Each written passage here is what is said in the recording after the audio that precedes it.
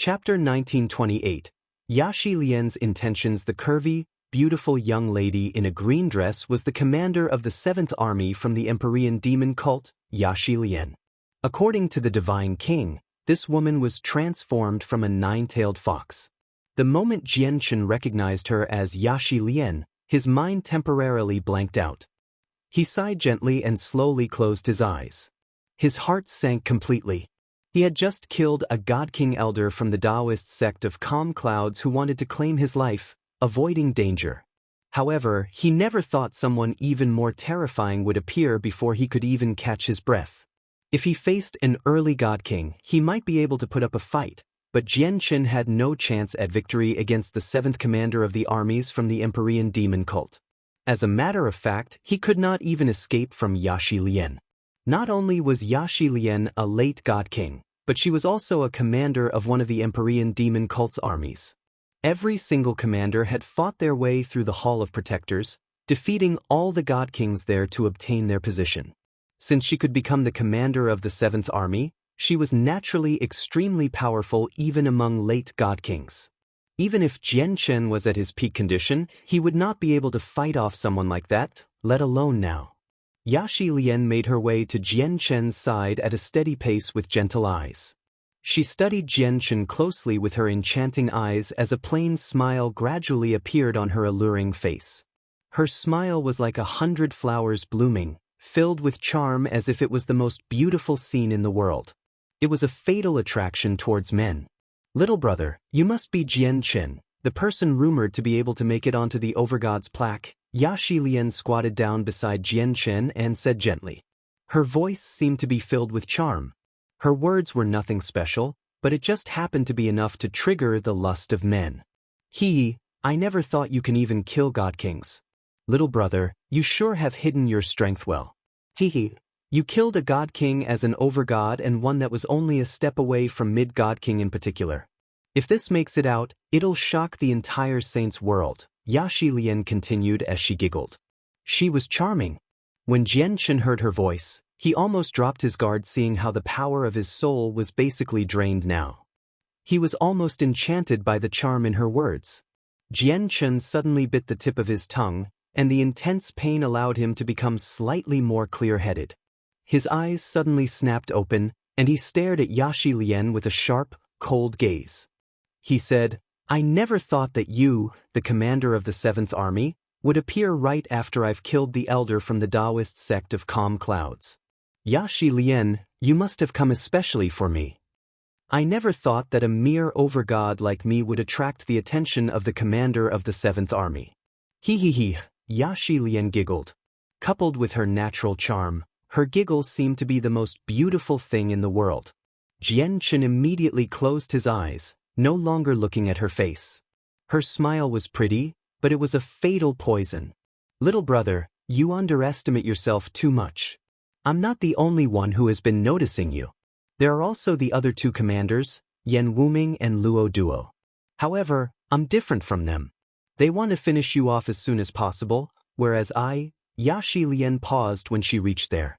A demonic red light suddenly flashed through her enchanting eyes, and her lips curled up into a bewitching smile. "I naturally want to save you." "Save me?" Jianchen opened his eyes and stared at Yaxi Lian indifferently. He sneered, "Do you think I'm as easy to trick as a child?" I knew you wouldn't believe me, so let me show you so that you believe me. I'll take you away right now," Yaxi Lian smiled. With a wave of her hand, a powerful force surrounded Jianchen and took him away in a single instance. However, they did not head towards the divine kingdom of Pingtian, nor did they head towards the headquarters of the Empyrean demon cult located behind the battlefield. Jianchen was completely immobilized now that the powerful force from a late God King surrounded him. Yaxi Lian had even sealed up his cultivation, and he could not use his profound sword chi either since the power of his soul was completely drained. Right now, he was completely powerless in Yaxi Lian's hands. He was at her mercy now. Despair did not fill Jianchen's eyes. Naturally, he was unable to use the few soul recovery pills he had left, so he just shut his eyes and tried to recover the power of his soul as quickly as possible. Naturally, he did not believe Yaxi Lian's words. She definitely had other plans in mind. He could sense the shock waves of energy from the various god kings from outer space. However, at a time like this, the people on the divine kingdom's side struggled to even keep themselves safe. They devoted themselves to the battle, unwilling to become careless at all. Naturally, they would not spare the effort to observe the situation below. In other words, even if they learned that Yaxi was taking him away, none of them would come to save him. This was because there was not a single god king who was Yaxi opponent alone, even if they were also late god kings. As a result, it was impossible for Jianchen to receive any aid from the divine kingdom of Pingtian. At this moment, Jianchen's face suddenly paled even more, and he almost fainted. The power of his soul he had just recuperated after so much difficulty was suddenly all drained, without a single drop left. Jianchen avoided falling unconscious through his great willpower. However, he was instead more relieved now, compared to how nervous he was when he first encountered Yaxi Lian. Yaxi Lian moved extremely quickly.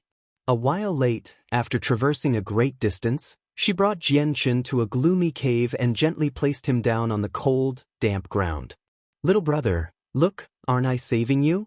Don't worry, I've chosen an extremely well-hidden place. No one can find here. There are only the two of us here." Yaxi Lian gently stretched her body. She stared at Jianchen charmingly as if she wanted to enchant his soul. Afterwards, she gently laid down on him.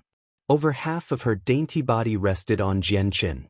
She smiled faintly as she pressed her beautiful face with exquisite features before Jianchen. Their faces were only an inch apart, almost stuck together.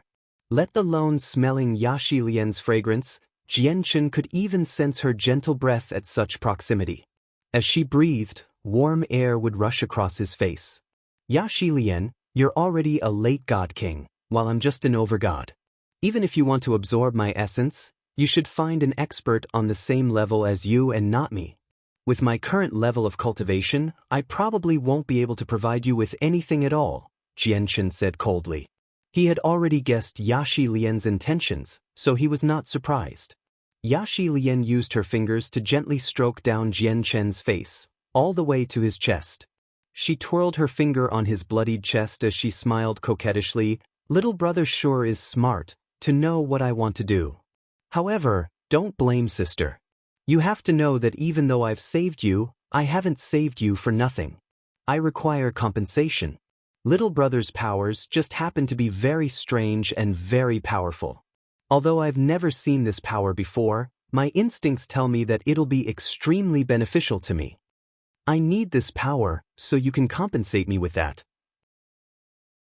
Chapter 1929. Fairy How You in the northern region. Jianchen sneered and scoffed. "You said you would save me, but you're still going to kill me in the end.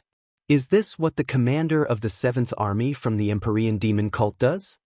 Yaxi Lian giggled. She rested half of herself on Jianchen and gently wriggled her body. Her seductive movements were enchanting as lust appeared in her eyes. She slowly stroked Jianchen's face with her slender hand as she said sweetly, "You can't talk to me like that, little brother. I really do want to save you when I said that, so how can I kill you?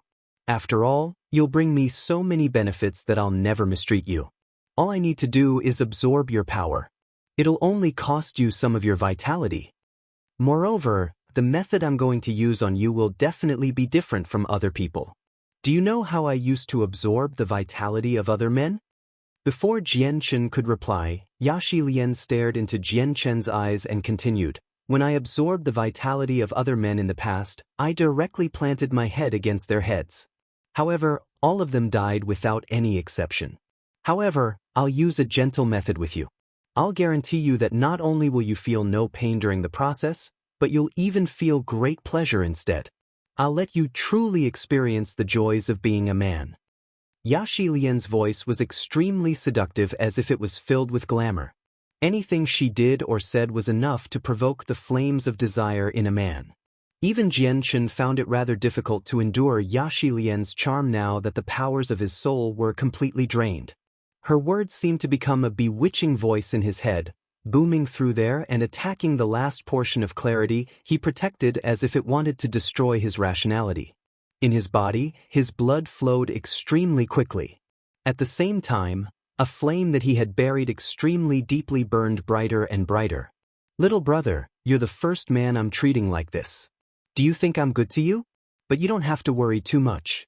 I can tell that your body is extremely tough, where your regeneration is far greater than anything I've seen before. As a result, you won't die after I absorb your vitality. And if you perform to my satisfaction, I'm even willing to make an exception and take you under me as the only person who serves me. Yaxi Lian giggled as her eyes shone while staring into Jian Chen's. With Jian Chen's extremely great regeneration, he could become an exceedingly great human cauldron that could assist her cultivation. Yaxi Lian, I'm afraid you'll be disappointed. Since you can tell the energy I use is extremely powerful, you should naturally understand that no regular body can endure it. Do you believe that you'll fail to benefit at all if you try to absorb my energy, and you'll become heavily injured instead? You'll only end up harming yourself in the end, said Jianchen. At the same time, he began to panic inside. He had sent the remaining power of his soul into his space ring when Yaxi Lian carried him away, crushing the jade talisman that Fairy Haoyu had given him. This was Jian Chen's only chance at surviving. Now, Yaxi Lian was about to do things to him, yet Fairy Haoyu still had not appeared. Jian Chen struggled to keep his composure, so he could only use any ideas he could think of to waste time. The tremendous land of the Cloud Plain was split into 5 major regions. They were the northern, southern, eastern, and western regions, along with the central region. Each region was a huge expanse. The Xiandao Empire was one of the few ancient empires in the northern region. The land they occupied was richly endowed, and their territory was extremely large. Even among all the ancient empires in the northern region, the Xiandao Empire could make it into the top 3 without any difficulty. Right now, the imperial capital of the empire was holding a martial competition that was held once every 10,000 years. People had gathered from all regions of the empire such that the imperial capital became extraordinarily busy. The competition's location was extremely crowded as well. Several dozen platforms surrounded by barriers supported the intense battles between godhood experts. A piece of land 10 kilometers wide hovered above all the platforms. It was covered with precious herbs and orchids, where every single one of them was worth cities. They gave off lovely fragrances, so it seemed like a floating garden. A middle-aged man stood in the garden. He wore dragon robes, and he appeared dignified. His eyes shone as he looked around, vaguely giving off the presence of a god-king. He was the emperor of the Xiandao Empire. Beside the emperor were 2 women who possessed otherworldly beauty. They were not old, only in their 20s. The 2 women sat there casually as they ate the precious fruits. They conversed as they paid attention to the competition below, directly ignoring the emperor. The emperor of the Xiandao Empire was not seated. Instead, he stood beside the 2 women quietly while reverence filled his face. He did not dare to speak. Sister Haoyu, how do you feel about the performances of this generation's juniors from my empire? One of the women took a bite out of her fruit as she giggled at the woman before her. Fairy Haoyu glanced down casually and said, "Quite impressive.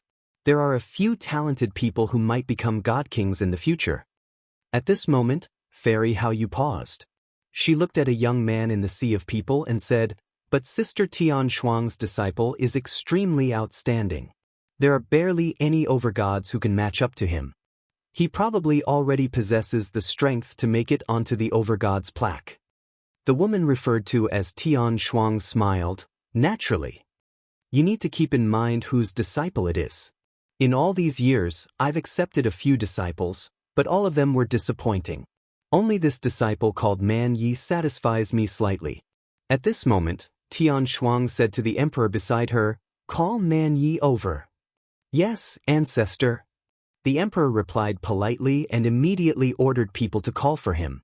Very soon, a burly young man flew to the garden. He bowed at Tian Shuang and Haoyu and said, "Greetings to master. Greetings to senior." There was reverence from the bottom of his heart on his face. "Man Yi, after the competition, go attempt the overgod's plaque. Remember, I want your name to be engraved on the plaque," Tian Shuang said to Man Yi indifferently. She did not leave any room for objection, just like a mighty monarch. She did not treat him with any of the warmth and closeness she had shown Fairy Hao Yu. "Yes, master," Man Yi replied politely. However, he spoke out once again after hesitating slightly. "Master, I have a personal request. I heard that a person who also possesses the battle prowess to make it onto the Overgod's plaque has appeared in a small divine kingdom in the southern region. His name is Jian Chen, and he's rumored to be extremely powerful. As a result, I wish to fight Jian Chen before I go to the central region. I don't believe someone like that can appear in a backwater divine kingdom, so I want to try him out." Man Yi was very much against Jian Chen. He had not made it onto the Overgod's plaque, yet his name had already reached the northern region. He, Man Yi, also possessed the strength to make it onto the Overgod's plaque, but he was basically unknown in the southern region. "Oh really?" Tian Shuang was surprised. She immediately agreed. "I give you permission." Fairy Hao Yu raised an eyebrow. She did not even look at Man Yi and said indifferently, "There's no need for you to go to the southern region. Jian Chen and you are on two different levels." Tian Shuang produced an interjection of surprise when she heard that. She stared at Fairy Hao in surprise and asked out of curiosity, "Sister Hao Yu, have you seen this person called Jian Chen before? And when you said that he's on a completely different level, are you saying that my disciple Man Yi is on the higher level, or is he on the higher level?" Just when Fairy Hao Yu wanted to say something, her expression suddenly changed. She said, "Oh no, the jade talisman I left with him has shattered. The southern region is just too far away. It's impossible to reach there in a short amount of time. Sister Tian Shuang, lend me your disc of heavenly ways." Fairy Hao Yu spoke rather worriedly. She understood Jian Chen. Since he had crushed the talisman she had left with him before, he must have encountered life-threatening danger. Chapter 1930. The northern region. The woman called Tian Shuang could not help but grow curious when she saw how Fairy Hao Yu had changed all of a sudden. She asked in confusion, "Sister Hao Yu, what has happened that made you so frantic? I've never seen you show such an expression before." As she spoke, Tian Shuang also stood up and gently extended a slender finger towards the depths of the imperial palace. With that, a streak of light immediately flew over from the forbidden grounds in the depths of the palace. It moved extremely quickly, arriving before Tian Shuang in a flash. It was a white jade disc that was only 30 centimeters wide. Complicated and profound inscriptions flickered on it, along with a sliver of the might of the world, possessing the power of laws. The disc of heavenly ways was a god artifact. Even many infinite primes only use supreme quality saint artifacts in the saint's world, so a god artifact's value was evident. Even though the disc of heavenly ways was only an auxiliary god artifact, its value was still shocking. At certain times, it would even be far more useful than offensive and defensive god artifacts. The greatest usage of a disc of heavenly ways was that it could teleport people to extremely distant places. As long as someone possessed a disc of heavenly ways, they would be able to reach any place on a plane. It even had the power to transport people across planes. However, each teleportation across planes would cost a tremendous amount. Even god kings would not be able to endure a cost like that. "Sister Hao Yu, here's a 3-colored divine crystal." Tian Shuang passed the disc of heavenly ways to Fairy Hao Yu. She also gave Fairy Hao Yu a pinky-sized divine crystal that shone with 3 colors. Fairy Hao Yu accepted the disc and placed the divine crystal in its center. Immediately, a huge, illusionary map appeared from the disc. The illusionary map completely covered the 5 regions of the cloud plane. Through the illusionary map, one could clearly see that a boundless ocean divided the 5 regions. Teleportation energy appeared, and Fairy Hao Yu vanished from the floating garden, having left the northern region through the disc. The battle between the divine kingdom of Pingtian and the Empyrean demon cult continued in the southern region of the cloud plain. In an obscure cave far away from the battlefield, Jian Chen laid powerlessly on the cold, damp floor. The consumption of the power of his soul made him feel great dizziness, and he almost fainted several times. However, he endured it all whilst gritting his teeth. "Yaxilian, your body is too weak. You don't possess what it takes to endure this energy," Jian Chen said through gritted teeth as he tried his best to waste time. Yaxi Lian smiled as she looked at Jianchen coquettishly. Little brother, you don't need to worry for sister. As a nine-tailed heavenly fox, I naturally have my ways of dealing with this problem. Have you ever heard of the balancing of yin and yang? But it doesn't matter if you've heard of it before. I'll show you the joys of the balancing of yin and yang very soon. I guarantee you that you'll fall deeply in love with it. Yaxi Lian laid on Jianchen gently. She used a handkerchief to slowly wipe away the blood on Jianchen. When her white, soft, and slender fingers came in contact with Jianchen's skin, he felt like it was an electric shock. It was clearly just skin contact, yet when Yaxi Lian did it, it felt unbelievably pleasant. My cultivation method is different. Even the balancing of yin and yang is useless. Can you balance all the energies in the world through that? Jianchen continued his attempts to distract her. How will we know if we don't try? If it doesn't work, I'll just give up on it then. Yaxi Lian blinked her eyes.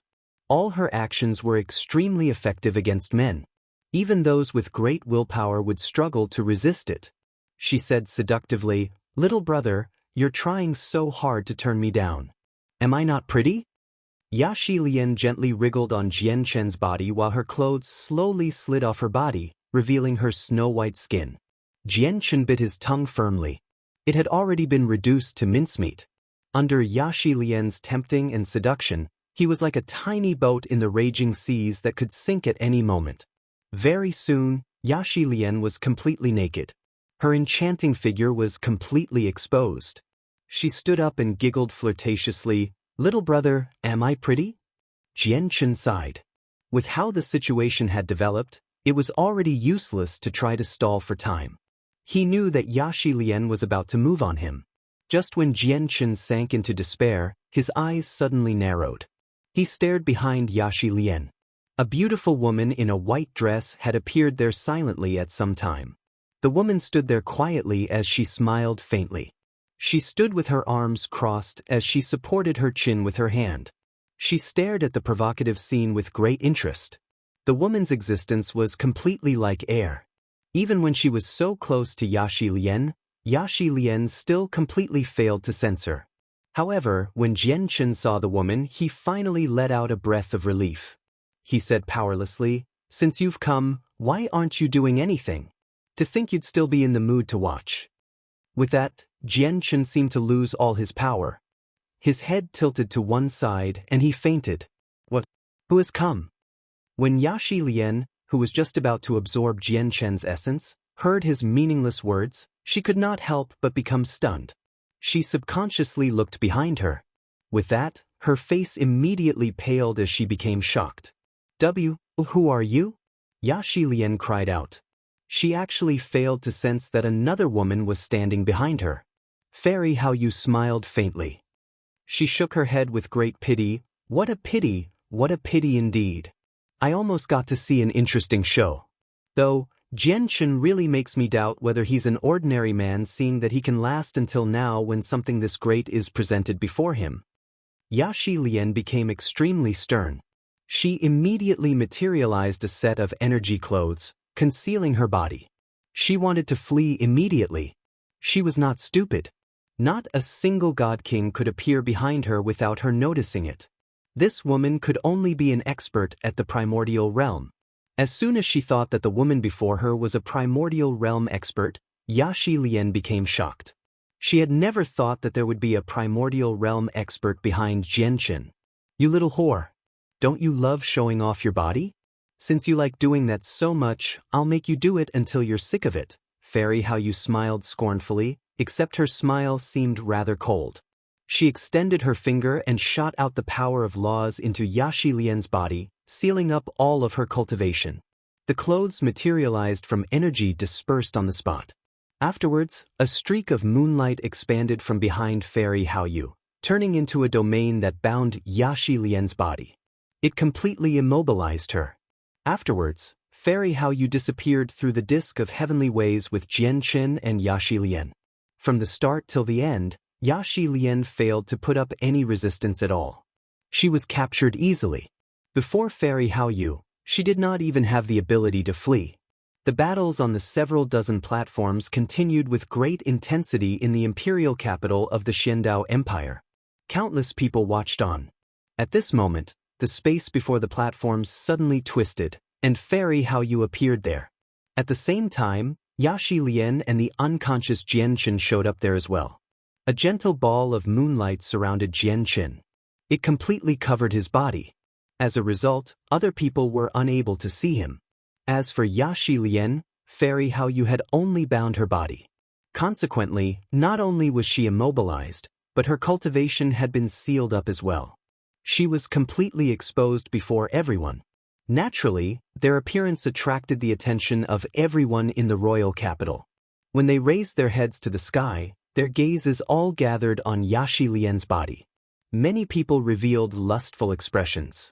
Yet, Fairy Haoyu, a primordial realm expert, actually garnered almost no attention, which was very rare. Yaxi Lian was both furious and embarrassed. She could clearly sense countless burning gazes sweep across her body fearlessly, causing her beautiful face to completely sink. After all, showing off one's body to a single person was completely different to showing it off to a huge crowd.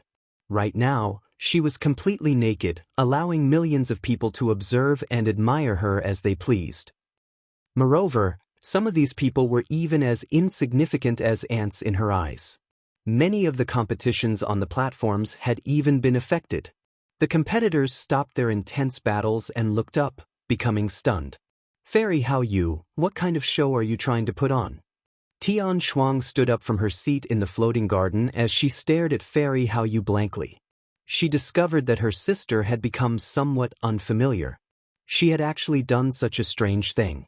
Was this really her cold and proud sister Haoyu?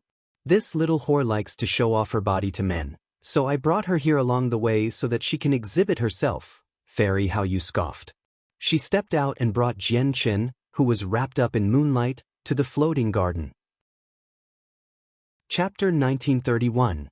The Imperial Palace of the Xiandao Empire, Little Whore? Sister Haoyu, are you just… Tian Shuang was speechless when she heard Fairy Haoyu's words. She stared at Fairy Haoyu in a daze while her gaze seemed like she had just discovered something new. It was filled with amazement and a sliver of disbelief. Even if this person was a little whore that liked to show herself to men, what had it got to do with her? There were countless people like that in the saints' world. Moreover, this person was only a mere god king. With Fairy Haoyu's status, since when did she become bored enough to play along with a mere god king? At this moment, Tian Shuang actually felt like she could not understand her sister Haoyu's thoughts. Sister Tian Shuang, let me borrow a 9 refined life-giving pill, Fairy Haoyu said to Tian Shuang. Tian Shuang immediately became surprised when she heard that. She stared at Jianqin, who was surrounded by moonlight as he hovered behind Fairy Haoyu, and said, Sister Haoyu, the 9 refined life-giving pill is a god-tier pill. Are you going to use a god-tier pill to heal this person? Isn't that a little too wasteful? With Tian Shuang's level of cultivation, she was naturally able to see Jianqin despite the surrounding moonlight. Sister Haoyu, who is this? Is he your disciple? You sure treat him well, even going as far as using a 9 refined life-giving pill on him, Tian Shuang asked out of curiosity. With a flip of her hand, a jade bottle appeared, and she tossed it towards Fairy Haoyu with some reluctance. Fairy Haoyu here. That's the 9 refined life-giving pill. I don't have many of them on me. Don't worry, Sister Tian Shuang. I'll give you a healing pill of a higher grade in return in the future, Fairy Haoyu smiled gently. She took out the round pill from the bottle with great familiarity and fed it into Jianqin's mouth. You can't say that, sister. Otherwise, it'll just make me seem stingy. I just feel that it's wasteful to use such a precious pill on an overgod. Supreme quality saint tier pills should be enough for his wounds, said Tian Shuang. After consuming the 9 refined life-giving pill, Jianqin's wounds immediately recovered at an unbelievable rate. He healed so quickly that it had even surpassed the regeneration of his chaotic body. As a god-tier pill, it was just too easy for the 9 refined life-giving pill to heal all the wounds on Jianqin, even though it was only of the 1st grade. In just a few seconds, Jianqin made a complete recovery. He had even replenished quite a lot of the power of his soul. Jian Chen opened his eyes. Through the gentle moonlight, he saw Fairy Hao Yu, who stood beside him, in a single glance. Just when he wanted to say something, Fairy Hao Yu waved her sleeve and said, "Go tidy yourself up first." Immediately, Jian Chen tore through the air with the gentle moonlight still surrounding him. He had been carried off into the imperial palace of the Xiandao Empire just like that, unable to put up any resistance at all. The emperor and Tian Shuang's disciple, Man Yi, both watched everything unfold as they stood there quietly. They were curious about Jian Chen's identity since Fairy Hao Yu had even used a precious god-tier pill to save him. "Sister Hao Yu, how do you plan on dealing with this person? You can't leave her there forever. It's disruptive to the social graces," said Tian Shuang as she pointed at Yaxi Lian, who was immobilized in the air. Fairy Hao Yu glanced at Yaxi Lian indifferently before sitting down. She said, "This woman likes to show off her body to men anyway, so let's just leave her be for now. We'll deal with her once he comes back." As she said that, Fairy Hao Yu glanced at Jian Chen, who she had tossed into the imperial palace. A sliver of an evil smile appeared on her face, which made her seem slightly mischievous. In the depths of the imperial palace, there was a steamy, open-air hot spring. Pleasant giggles rang out from there as two beautiful women played around happily in the water. Surrounded in moonlight, Jian Chen directly fell out of the air powerlessly, directly landing in the hot spring. He just happened to land between the two women. Immediately, there was a huge splash in the hot spring, causing all the water there to churn. The hot spring was a heavily guarded place in the palace. Clearly, the two women who played around had never expected someone to fall out of the sky and directly into the hot spring. They could not help but become stunned as if they had not realized what had happened. Fairy Hao Yu had thrown Jian Chen into the water right after he woke up. He had not even managed to understand what was happening around him. He saw a beautiful woman standing naked in front of him with a single glance before he could even gain his bearings, which stunned him as well. He did not realize what had happened either. Arg! However, the two women's reactions were far faster than Jian Chen, who had just woken up without completely replenishing the power of his soul. Two screams immediately rang through the entire imperial palace almost simultaneously. The two women both materialized clothes out of energy to protect themselves as fury burned in their eyes. They gripped their swords in embarrassment and humiliation before charging towards Jian Chen from behind and in front. At that moment, the two of them were even ready to die. Not only had a man seen their naked bodies, but the man was naked as well and also in the hot spring. This was something they could never accept. "It's a misunderstanding. A misunderstanding. Please calm down, ladies." Jian Chen dodged the attacks from the two women frantically. Without even trying to clean the blood off himself, he took out a set of clothes in a hurry and ran off as a blur. Right now, he had no idea that Fairy Hao Yu was messing with him, purposefully throwing him in there. Where did this pervert come from? Don't you dare run away. I'll never stop until I kill you, pervert. This princess will skin you alive and remove all your tendons and chop you to pieces. The two beautiful women chased behind Jian Chen furiously with killing intent. Quite a powerful pulse of energy covered their entire bodies, completely obscuring their appearances. However, the two of them were only gods, so how could they catch up to Jian Chen? In the blink of an eye, they had lost track of him. "Quick, capture that pervert. We can't let him escape," one of the women screamed out. Her voice rang through the entire imperial palace. Immediately, the entire imperial palace was mobilized. Squadrons of powerful guards rushed over with lightning speed. There were quite a few overgods among them. Why are there so many experts in the surroundings? Where has Fairy Hao Yu brought me to? Jian Chen immediately felt pained when he sensed the powerful presences in the surroundings. Right now, he felt like he had just woken up from a dream, and he was still confused and dazed. He had no idea what was going on around him. He wanted to study the surroundings with the senses of his soul, but it was just too heavily suppressed here. With the power of his soul still depleted, the senses of his soul were basically useless. "Sir, please state your identity." At this moment, four middle-aged men appeared around Jian Chen. They stared at him emotionlessly. Their powerful presences had already locked onto Jian Chen. Jian Chen's face changed slightly. The four middle-aged men were actually all god kings. Fairy Hao Yu, Tian Shuang, and the emperor, who observed the competition below with great interest, naturally noticed the situation within the imperial palace. The face of the emperor twitched unnaturally. After bowing to Tian Shuang and Fairy Hao Yu, he hurried off. Sister Hao Yu, I never thought you would actually have a knack for something like this. Looking at how horrible his condition is, you sure have given this little overgod a hard time. Sister Hao Yu, I'm becoming more and more puzzled about the relationship you have with this overgod, Tian Shuang giggled. Fairy Hao Yu also smiled faintly. She seemed to take great pleasure when she saw how helpless Jian Chen was. She said, "Don't you look down on him. Making him suffer really is quite a difficult thing to achieve. Sister Tian Shuang, let's go over as well. Otherwise, he would be in quite some trouble."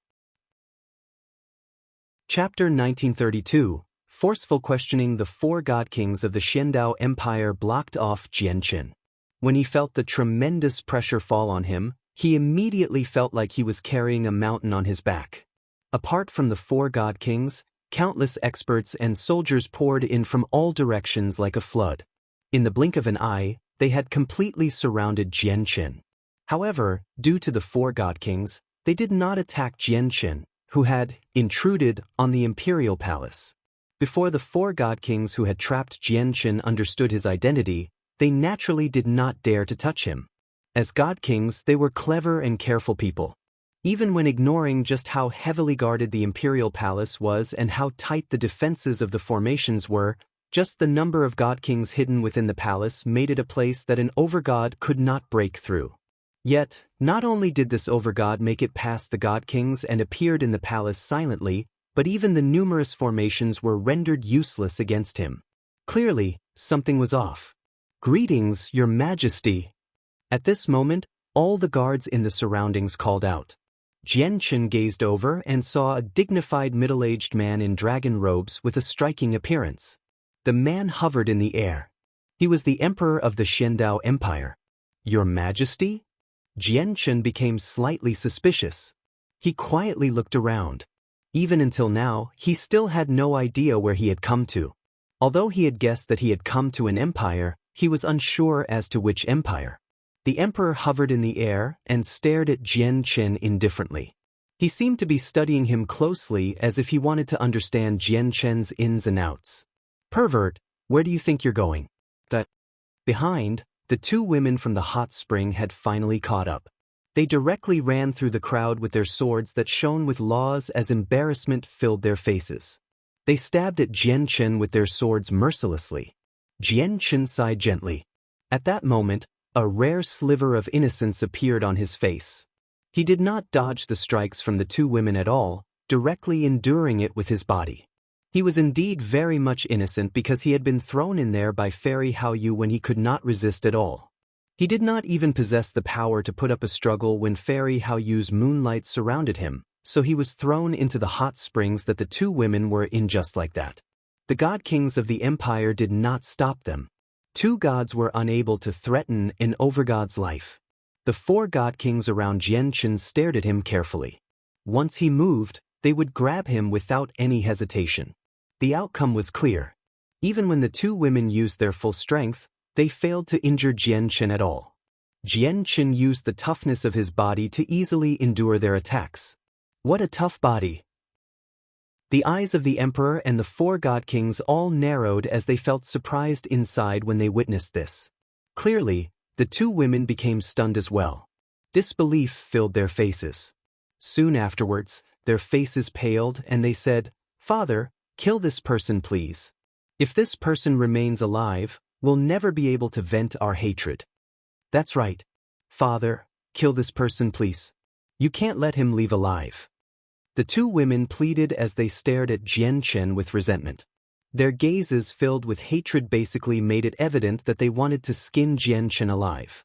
"Princesses, I'm a victim too. With my strength, how would I be able to make it through such powerful formations? Someone else is behind all of this. I am willing to find the person behind this and have them give you an explanation," Jian Chen said righteously with a serious expression. He felt extremely furious inside. He was seriously annoyed by Fairy Hao Yu. When the princesses heard that there was someone else behind it all, their faces immediately sank. Just when they wanted to say something, the emperor raised his hand to stop them. He said without leaving any room for disagreement, "Enough. We'll talk about this in the future. Xing Laner, you go back first. Let's all disperse." The emperor clearly directed his last sentence towards the guards in the surroundings. "Yes, your majesty." The many experts gathered in the surroundings all retreated. The four god kings who had surrounded Jianchen naturally understood that the overgod before them possessed quite a great background, seeing how the emperor did not plan on looking into the matter. They glanced at Jianchen deeply before disappearing silently. "Father, you have to help your daughters." The two women panicked, and their faces became filled with grievances. Naturally, they could tell that the emperor did not plan on looking into the matter.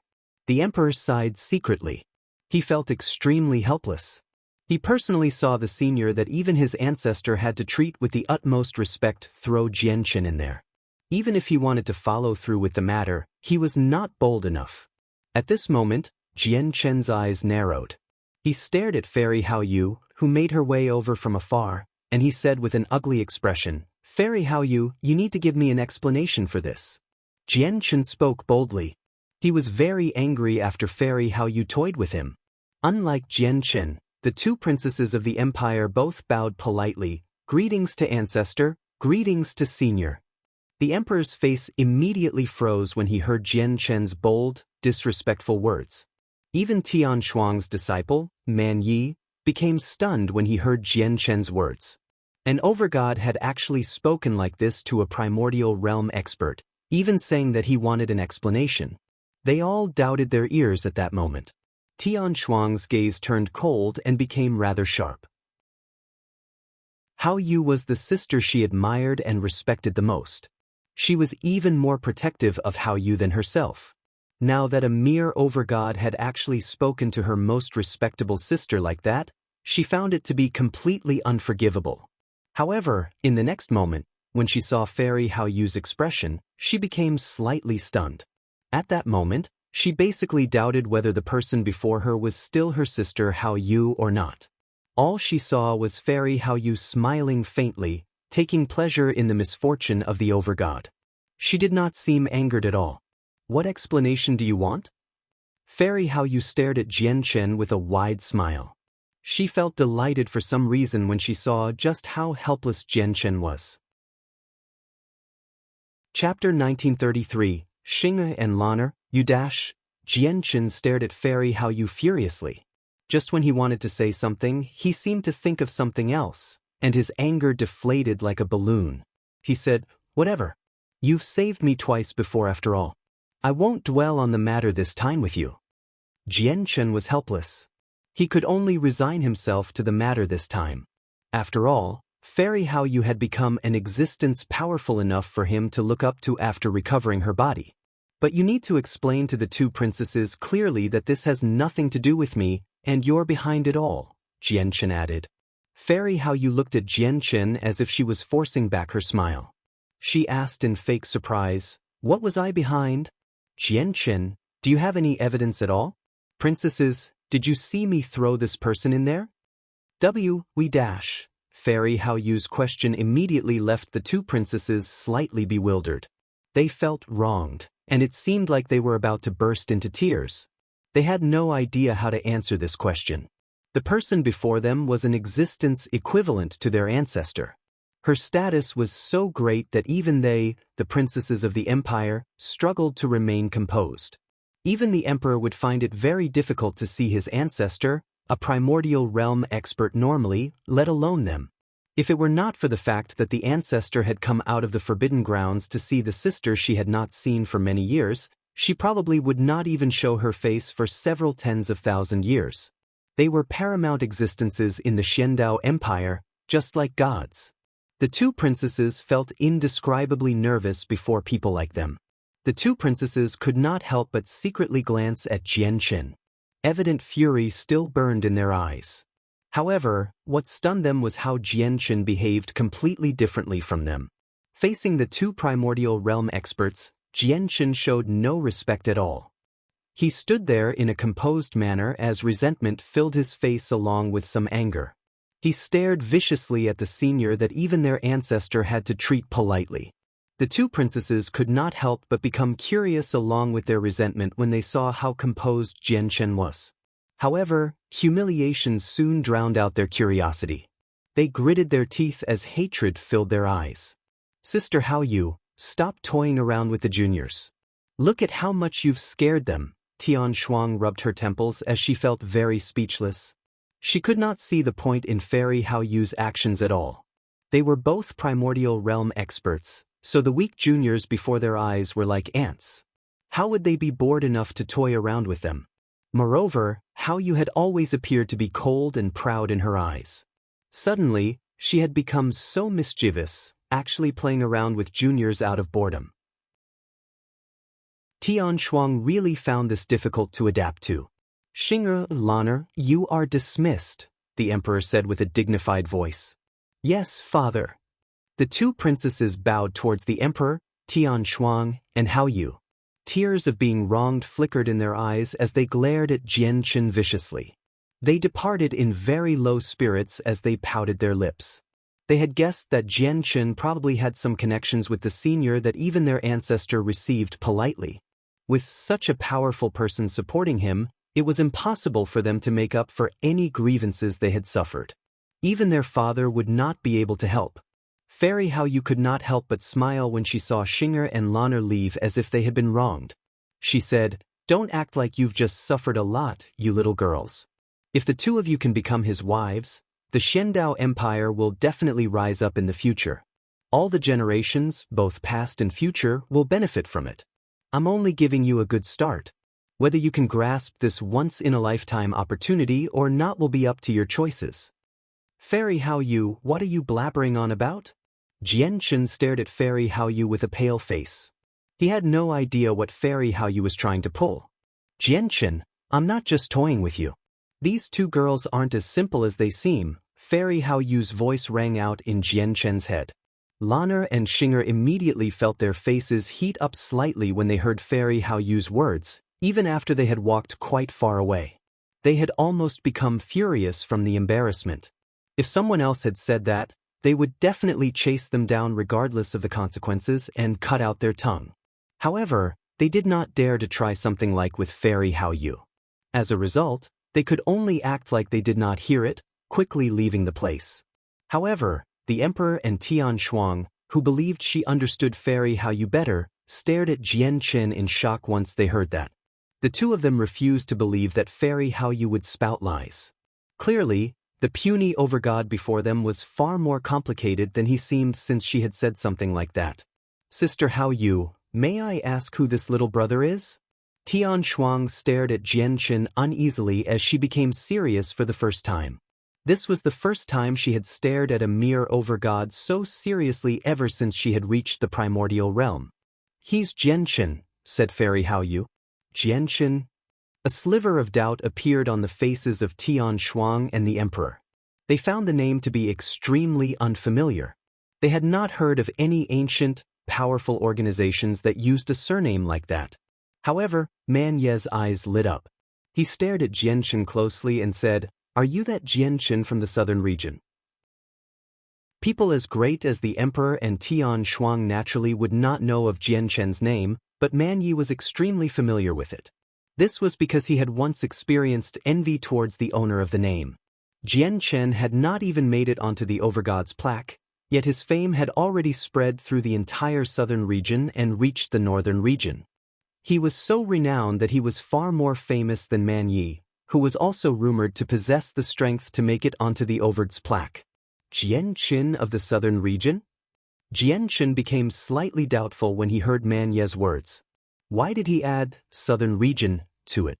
Was he no longer in the southern region? However, it clearly was not the time to consider this question. He clasped his fist and said, "I am indeed Jianchen. I just wonder if I am the same Jianchen brother Man Ye speaks of. After all, there are many people that share the same names and surnames in the world."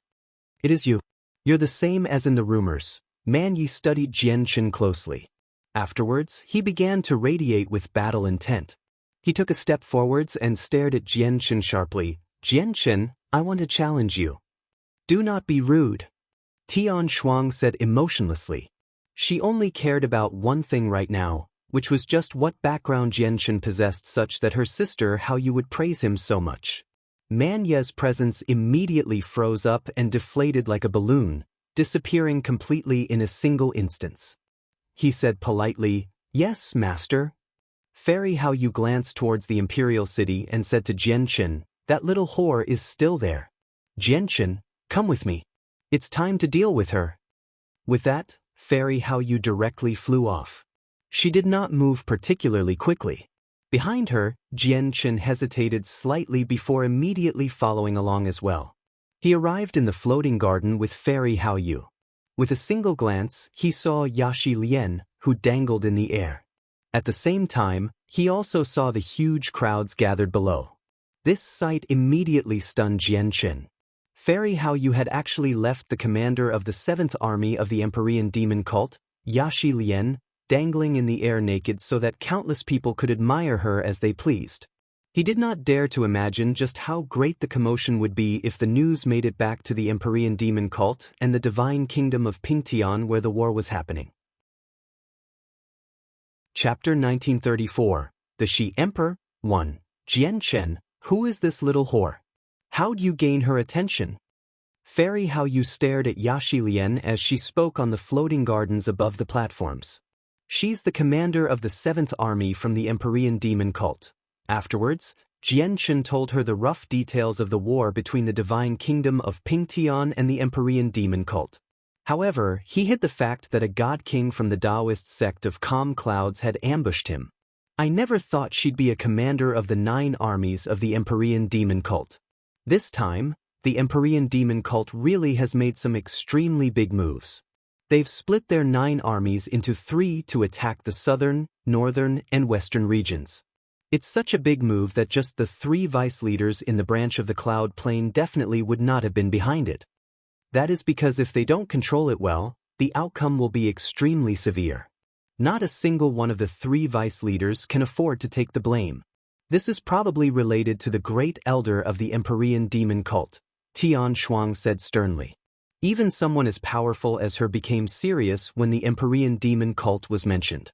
Afterwards, Tian Shuang looked at Fairy Hao Yu and said sternly, "Sister Hao Yu, listen to me.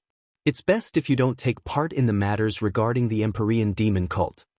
Fairy Hao Yu glanced at Tian Shuang after hearing that. She said, "Sister Tian Shuang, you should understand me. Do you think I'm a person who fears death? When I want to do something, no one can stop me. Not even my father." With that, Fairy Hao Yu looked at Jianchen once again. She said, "Jianchen, the wounds that were on your body possessed traces of laws on the level of god kings, but it doesn't seem like they came from the little whore. It's not that I'm looking down on you, but with your current strength, that little whore can finish you off without the slightest effort, and you wouldn't be able to put up a fight at all. Yet, the wounds on you clearly came from a battle against a god king. Were there other god kings from the Empyrean Demon Cult who fought against you?" A vicious light flickered through Fairy Hao Yu's eyes, but no one sensed it. Jianchen shook his head and said with a rather sunken face, "It's not the Empyrean Demon Cult, but someone from my own side. However, I will personally settle this matter." Fairy Hao Yu did not delve into the matter seeing how Jianchen was unwilling to elaborate. She reached out with her hand and Yashi Lian, who was trapped in midair, immediately flew before her. She stared at Fairy Hao Yu in both humiliation and anger. With Yashi Lian's status in the Empyrean Demon Cult, even the other 8 commanders had to treat her politely, yet she had been humiliated like this today. Even though she was a 9-tailed heavenly fox and naturally skilled in charm, she was not as sexual as other people described her to be. As a matter of fact, she had never shown herself to a single man before Jianchen for cultivation. Even when she absorbed the vitality of some men, she would just plant her head against theirs. Only Jianchen had been an exception due to the special characteristics of the energy within him. It was extremely powerful and filled with a power of destruction, so Yashi Lian did not dare to devour it so easily. She could not find any other method, so she decided to absorb it through the method of balancing yin and yang. That was why she had revealed herself before Jianchen. She wanted to control Jianchen's mind using her natural charm as a nine-tailed heavenly fox so that she could get him to cooperate. As a result, although Yaxi Lian was a nine-tailed heavenly fox, she had always maintained her purity and was very proud. Yet now, Fairy Hao Yu had actually dangled her naked self in the middle of the air in public, allowing countless people to look and admire her body. It was impossible for her to endure something like that since she had never shown herself off to a man before Jianchen. Everything that had happened today would definitely remain as a permanent stain to her name. However, Hao Yu was also a terrifying primordial realm expert, so even though she felt absolutely furious, she did not dare to say anything. She only stared at Fairy Hao Yu furiously. However, she had already buried this hatred deep within her heart. Fairy Hao Yu directly ignored Yaxi Lian's anger. She said to Jianchen, "How do you want this little whore to die?" Sister Hao Yu, Tian Shuang hesitated as she became slightly worried. She really did not wish for Fairy Hao Yu to get involved with the grievances of the Empyrean demon cult. The Empyrean demon cult was simply too powerful. A single branch on the cloud plane had led to such a bloody storm. Even they, the empires, did not dare to wipe them out directly. They could only block them and protect their own territory. Even the organizations that stood at the apex of the cloud plane did not dare to do anything to the Empyrean demon cult. Jianchen glanced at Tian Shuang and sank into his thoughts. He said after a while, "Fairy Hao Yu, I want to keep her alive for now. The Empyrean demon cult is currently waging war against the divine kingdom of Pingtian. Keeping a commander as a hostage might be extremely useful to the situation." Fairy Hao Yu glanced at Jianchen deeply and smiled slightly. "All right then. Since you want to keep this little whore alive, I'll spare her. I've already sealed up her cultivation, so she can't use her strength as a god king at all. As a result, you don't need to worry about any threats from her. You can leave her by your side so that she can serve you in the next few days. You can enjoy this little bitch." Jianchen let out a breath of relief when he heard Fairy Hao Yu's words. In reality, he did not wish to see Fairy Hao Yu fall out with the Empyrean demon cult because of him, as it would basically mean he doomed her. However, Fairy Hao Yu's words towards the end made Jianchen speechless. He discovered that after Fairy Hao Yu had recovered her strength, she seemed to develop a hobby of toying around with people, making her seem completely different from her cold and stern past self. Tian Shuang also stared at Fairy Hao Yu strangely. If it were not for the fact that she had heard it herself, she would not believe her sister Hao Yu could actually say something like that. Jianchen is actually able to converse with the primordial realm expert so casually. What is his background? The emperor stood to one side as he constantly guessed at Jianchen's identity. He had already thought through all the peak organizations he knew on the cloud plane. Fairy Hao Yu's previous words had been deeply embedded in his head. If roping in Jianchen could really allow the Xiandao Empire to rise up, then he really would be interested in betrothing his two daughters to Jianchen. Suddenly, the emperor's face changed. He took out a jade talisman from his space ring with a flip of his hand and immediately extended the senses of his soul into it. Afterwards, a sliver of helplessness appeared on his face. "Ancestor, please." The emperor passed the talisman to Tian Shuang. Tian Shuang also extended the senses of her soul into the jade talisman after accepting it. She sighed gently after learning its contents. Who knows what the Shi Emperor is doing now? Do what he asked for. We can't disobey him and disrespect him over something as small as this. Sister Tian Shuang, what is wrong? Fairy Hao Yu asked curiously. It's a message from the Shi Emperor of the Shi Empire. The Shi Emperor wants all the empires in the northern region to close off their regional teleportation formations. Sigh, ever since he became emperor, who knows how many times this has happened already. But every time he asks for us to close the teleportation formations, there will be deaths of expert from the imperial family, personally slain by the Shi Emperor. And there are plenty of primordial realm experts among them. Tian Shuang sighed gently. When she mentioned the Shi Emperor, angst appeared in her eyes. What? This Shi Emperor will even kill primordial realm experts of the imperial family? Fairy Hao Yu was slightly stunned. Exactly. Who knows what the Shi Emperor is trying to do? Ever since he ascended to the position of emperor, the imperial family of the Shi Empire hasn't gotten any peace. Not only has the Shi Emperor killed a lot of infinite primes, but he has even killed most of the other princes. There are only 1 or 2 of them left from over a dozen in the past. They all fear the Shi Emperor dearly, said Tian Shuang. Fairy Hao Yu remained silent for quite some time after hearing that. She felt that the Shi Emperor had simply gone mad. He had even killed so many infinite primes that belonged to his own family. All of these experts would be worshipped ancestors wherever they went. Jian Chen also felt shocked. Infinite primes were existences that he could only look up to. They were peak experts. Once a divine kingdom possessed an infinite prime, they would immediately be elevated to the status of empire. However, from Tian Shuang's words, infinite primes did not seem to be that valuable at all since the Shi Emperor had killed a lot of them just by himself. This was simply too shocking. At this moment, terrifying shockwaves of energy swept across the sky above the imperial capital. A transparent, blue barrier had suddenly appeared in the sky. The barrier seemed thin, but the energy it contained was so terrifying that it shocked even Jian Chen. Tian Shuang stared at the energy barrier, and she became very stern. She said, "That's the heavenly disorder array at the capital. I never thought the Shi Emperor would actually activate this formation. The Shi Empire has sealed off the entire northern region now. No one can leave, and even teleportation formations are rendered useless, including the Disk of Heavenly Ways. Looks like the Shi Emperor is moving against someone important." At this moment, the power of laws in the surroundings suddenly became chaotic. Deafening booms rang out from outer space, where the terrifying shockwaves of energy swept out like storms. It caused space to twist and shatter, creating great cracks.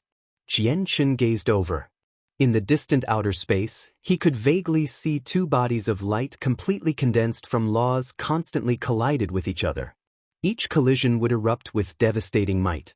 It was truly startling. That's a battle between 2 chaotic primes. Fairy Hao Yu also stared at the sky as she said nonchalantly. One of them is the Shi Emperor, while the other one is an ancestral emperor of the Shi Empire, who is also the current Shi Emperor's father. Tian Shuang recognized the 2 of them with a single glance. She sighed gently. Every time the Shi Emperor wants to move against someone important, the ancestral emperor would come to stop him. Who knows how many times the 2 of them have fought since he became the current Shi Emperor. Chapter 1935. The Shi Emperor, 2. Then why is the Shi Emperor moving against his own people, even going as far as fighting the ancestral emperor? Moreover, he's killing infinite primes. Can he really go as far as killing them? Isn't he worried that the Shi Empire will become greatly weakened? Fairy Hao Yu asked out of curiosity. Tian Shuang sighed gently. It's not just greatly weakening. The Shi Emperor has already fractured the current Shi Empire. He has killed many of the infinite primes in the imperial family. They'll probably struggle to recover without a few 100,000 years. But the Shi Emperor sure is vicious. Not only are there people who had joined the Shi Empire among the infinite primes he killed, but there are also older family members and his own brothers and sisters. Without a single exception, all of them are dead. However, this Shi Emperor is extremely impressive. Soon after he became emperor, he became a chaotic prime. As a result, even though the empire has lost many infinite primes, the Shi Empire's overall strength hasn't decreased at all with the Shi Emperor's breakthrough. Tian Shuang hesitated after reaching there before continuing. I think the reason why the Shi Emperor is acting like a madman, turning on his own primordial realm experts, is because of what happened over 2,000 years ago when the previous Shi Emperor abdicated. He was still a prince of the empire back then. Oh, let's hear about it? Fairy Hao Yu stared at the battle in outer space closely as she felt very much curious. Jian Chen also listened carefully. He also felt extremely curious about the reason why the Shi Emperor acted like a madman and killed so many of his own infinite primes, even going as far as fighting his father. Infinite primes were revered basically wherever they went. Even in ancient empires, they were existences akin to ancestors. The Shi Emperor was actually even willing to kill people like that. Even the trapped Yaxi Lian seemed to forget the fact that she had been reduced to a prisoner. The battle in outer space had also garnered her attention while she had eavesdropped on everything that Tian Shuang had revealed. After a moment of silence, Tian Shuang said, "In the past, when the current Shi Emperor was still a prince, he possessed extraordinary talent. He shone the brightest among all the princes of the Shi Empire, overshadowing them all. Even the old emperor paid special attention to him. Naturally, the Shi Emperor was the person who was the most likely to succeed as emperor. In any empire, there is always a fierce struggle amongst the princes to become emperor. The glory of the Shi Emperor naturally attracted the envy of the other princes. He became the greatest obstacle to many of the princes who wanted to become emperor. As a result, all the princes in the Shi Empire treated him as a thorn in their side. They all wanted to eliminate him. However, in all those years, the Shi Emperor never focused on the position of emperor. He thought of it as nothing, showing no intention to take part in the struggle for it. As a result, the princes never moved against the Shi Emperor. Several thousand years ago, the old emperor became an chaotic prime and was about to abdicate. However, he wanted the current Shi Emperor to take up the position, which naturally resulted in the displeasure of all the princes who wanted to become emperor. As a result, the princes all moved against him secretly to eliminate him. Tian Shuang's expression changed slightly when she reached this point. As she stared at the Shi Emperor, who fought against the ancestral emperor in outer space, a sliver of sympathy and understanding appeared in her eyes. She continued, "The matter that created the greatest stir was when the Shi Emperor and his wife visited his wife's home, and they faced the pursuit of the many princes. The current Shi Emperor had never shown any interest in the position of emperor, so he never bothered to rope in any authoritative members of the upper echelon, while the other princes had all been raising their own factions. They were either supported by senior members of the imperial family or infinite prime subjects. As a result, when they hunted down the Shi Emperor, the people who supported them obviously took part as well. Some of the princes had even asked people who were not a part of the imperial family to hunt him down. At that time, over a dozen infinite primes tried to hunt down the Shi Emperor and his wife, pushing them towards desperation. They almost lost their lives many times, and even their path back to the Shi Empire had been blocked, so there was no hopes of them returning. As a result, the two of them could only flee all over the Cloud Plain.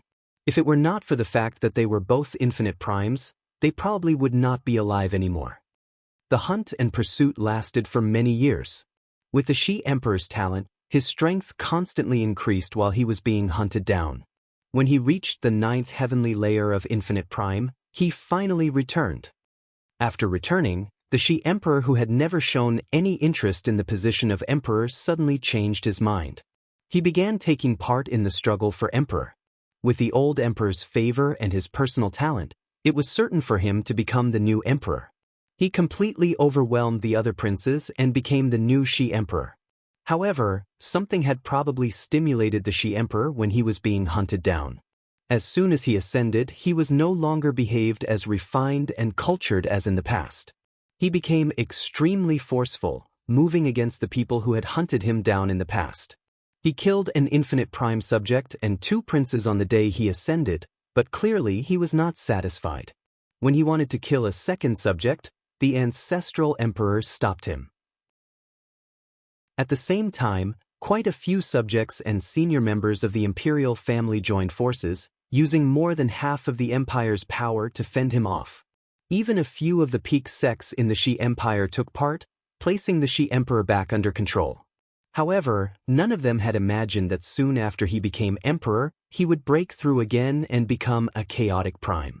He became someone equivalent to the ancestral emperors of the Shi Empire. With that, there was no one left in the Shi Empire that dared to disobey him. The Shi Emperor also completely ran amok after that, eliminating large groups of enemies that had hunted him down in the past. It did not matter whether they were peak infinite primes, senior members of the empire, or princes. If they had taken part in the pursuit against the Shi Emperor and his wife, the Shi Emperor would execute them mercilessly. There had even been 2 9th heavenly layer infinite prime subjects that were personally slain by the Shi Emperor. A sliver of amazement appeared in Tian Shuang's eyes when she reached there, They're ninth heavenly layer infinite primes, only a step away from becoming chaotic primes. The Shi Emperor has even killed people like that without any hesitation. He's willing to go as far as that, and he is even willing to fight against his father. Fairy Hao Yu also became surprised. Has the Shi Emperor gone insane? Even if those people have hunted him down in the past, there's no need to go as far as killing them. Just a slight punishment is enough. After all, they're ninth heavenly layer infinite primes. Even in our moon god hall, we would nurture them like treasured people. Of course, that's only if they don't commit any heinous crimes. In the northern region, many people believe that the Shi Emperor has lost his mind, or he encountered a stimulation that's too great. Otherwise, why would he change so much and become so vicious and vengeful? He's completely different from before, said Tian Shuang. Chapter 1936. Trapped in the northern region, princes turning on one another during the struggle for the position of emperor is commonplace. But once a prince becomes an emperor, they'll always try to look at the bigger picture in an attempt to maintain the strength of the empire. They'll let go of some past grievances, dish out some light punishments, or exile them to some remote lands of the empire. However, it sure is the first time for me to see something like the Shi Emperor hunting down every single one of them, unwilling to let any of them go, said Fairy Hao Yu. Whatever. That's the matters of the Shi Empire. It has got nothing to do with our Xiandao Empire. Fortunately, we turned down the princes who had come to our Xiandao Empire to ask us to take part in the hunt. Otherwise, the Shi Emperor would never let us go, Tian Shuang said with some lingering fear. She felt extremely fortunate. Even she feared the current Shi Emperor somewhat. Enough. Shi Ziyun, when are you going to stop this madness? Are you only going to be satisfied if you watch the Shi Empire crumble in your hands? At this moment, a thunderous voice boomed out in the sky. The old voice possessed an irrefutable sense of dignity. This was the furious bellows of the ancestral emperor of the Shi Empire. In the sky, the Shi Emperor continued to fight his father, the ancestral emperor. The power of laws from the primordial realm formed chains, and whenever they collided, they would erupt with devastating might, causing the space there to crack. Father, I've sworn in the past that I will reduce anyone who took part, regardless of who they are, to dust. I will not spare any of them, and I will not show any mercy. Father, if you want to obstruct my revenge, I'll sever our relationship today and leave the Shi Empire. I'll have nothing to do with the Shi Empire from today onwards. And I will still kill those people. If the Shi Empire tries to stop me, I will become enemies with the Shi Empire. Another dignified voice boomed out, ringing through outer space with the powerful laws of the primordial realm. This was the Shi Emperor's voice. It was dignified and filled with power. The voice also contained furious resentment and an extremely sturdy resolve. Wait, Ziyun, how can you say something like that? Do you want to be the death of your father? Your brothers, those senior members, and those subjects, you've already executed so many of them. Are you still unwilling to stop? Do you really want to destroy this empire? The ancestral emperor said in great distress. Karma in the past will be resolved today. Wasn't this all caused by how you just abdicated and stopped caring? If you stood forward and stopped this in the past, why would all this happen today? Father, it doesn't matter what you say now, the Shi Emperor said coldly. He was extremely determined. Below, Tian Shuang became stunned as she stood on the floating gardens. She said in shock, just how great is this grievance that's enough for the Shi Emperor to even leave the Shi Empire just so he can kill all his enemies? What happened when he was being hunted down back then to make him become so mad? Finally, the battle between the Shi Emperor and the ancestral emperor came to an end after several hours, leaving the matter unsettled. They were father and son. As a result, although their battle seemed intense, it was nothing of that sort. It was naturally impossible for them to harm each other. The battle between chaotic primes in outer space came to an end, but Jian Chen continued to stare up. He was unable to calm down even after quite a while. The tremendous power of laws that had been invoked during the battle between the two chaotic primes interwove and radiated with devastating might. It had created a deep impression in Jian Chen's heart. Jian Qin had never witnessed such a shocking battle. Only after seeing the battle between two chaotic primes did he truly understand devastating. That was truly worthy of being labeled as devastating. Space had ripped several times because of their battle. If it were not for the fact that they were far enough away from the cloud plain, Jian Qin even suspected the northern region would crack from their battle. Jian Qin finally returned to his senses after who knows how long. He looked around and discovered that Fairy Hao Yu and Tian Shuang had already sat down, eating their spiritual fruits leisurely. The various changes in the situation permanently ended the competition on the several dozen platforms below. The host for the competition spoke to the Divine King, then announced that the competition would continue some other day. Jian Qin glanced past Yaxi Lian subconsciously and immediately thought of something. His face changed all of a sudden, and he looked at Fairy Hao Yu. Fairy Hao Yu, the Shi Emperor's formation has sealed up the northern region and all the teleportation formations are down as well. Doesn't that mean that I can't return to the southern region anymore? Jian Qin seemed to understand that he was no longer in the southern region by now. Instead, he was in the distant northern region. If the southern region was the Blood Sun Empire's world, then the northern region was the Shi Empire's world. Fairy Hao Yu glanced at Jian Qin and said, "That's right. You can't go back right now.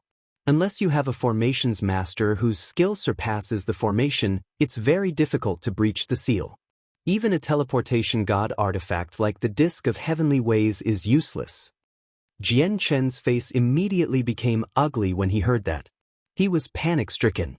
Sacred Feather, Houston, Ruijin, Honglian, and Heiyu were still in the war on the divine kingdom of Pingtian. With their strength, accidents could happen at any time on a battlefield where even overgods would struggle to protect themselves. Back then, even a god king from the Taoist sect of Calm Clouds had tried to ambush and kill him. If he was not there, probably no one would look after them from the divine kingdom's side. Although he was known as a supreme overgod who could make it onto the overgod's plaque, Jian Qin could already tell that no one would give him any special treatment if he did not stand on their side. They might even be looking forward to any accidents that befall on him. This was because none of them wished to see the divine kingdom of Pingtian truly rise up, as it would get in the way of their own interests and shift their status. Although the divine kingdom of Pingtian possessed a primordial realm expert, so they did not dare to move against Jian Qin openly, they could easily just ignore any pleas for help. They could even make horrible situations worse. Is there any other way to return to the southern region quickly? Jian Qin persisted. He was very worried. He really could not stop worrying about Sacred Feather, Houston, and the others when he was not personally there. Fairy Hao Yu glanced at Jian Qin and ate her fruit casually. She scoffed. Even the people on your side turned against you, and they even sent a god king. If I had not made it in time, you probably would have been reduced to a shriveled corpse by this little whore. You can't even protect yourself, yet you're still in a hurry to go back, to go die. I will settle this debt myself. However, I have many friends on the battlefield. The White Tiger, Houston, Senior Ruijin, and so on are all there. If something happens to them, Jian Qin paused as he felt frantic inside. Fairy Hao Yu was surprised. She knew how Jian Qin was related to these people. As such, after hesitating for a while, she replied seriously, I don't have any method to take you to the southern region while the northern region has been sealed up by the Shi Emperor. However, you can ask Sister Tian Shuang. As an ancient empire, the Xiandao Empire naturally has regional teleportation formations. Sister Hao Yu, please don't make things difficult for me. Sealing off the teleportation formation was the Shi Emperor's personal request. There are barely any people who dare to not respect the Shi Emperor. Moreover, you too have seen the forcefulness and viciousness of the Shi Emperor, Tian Shuang said painfully. She felt very troubled.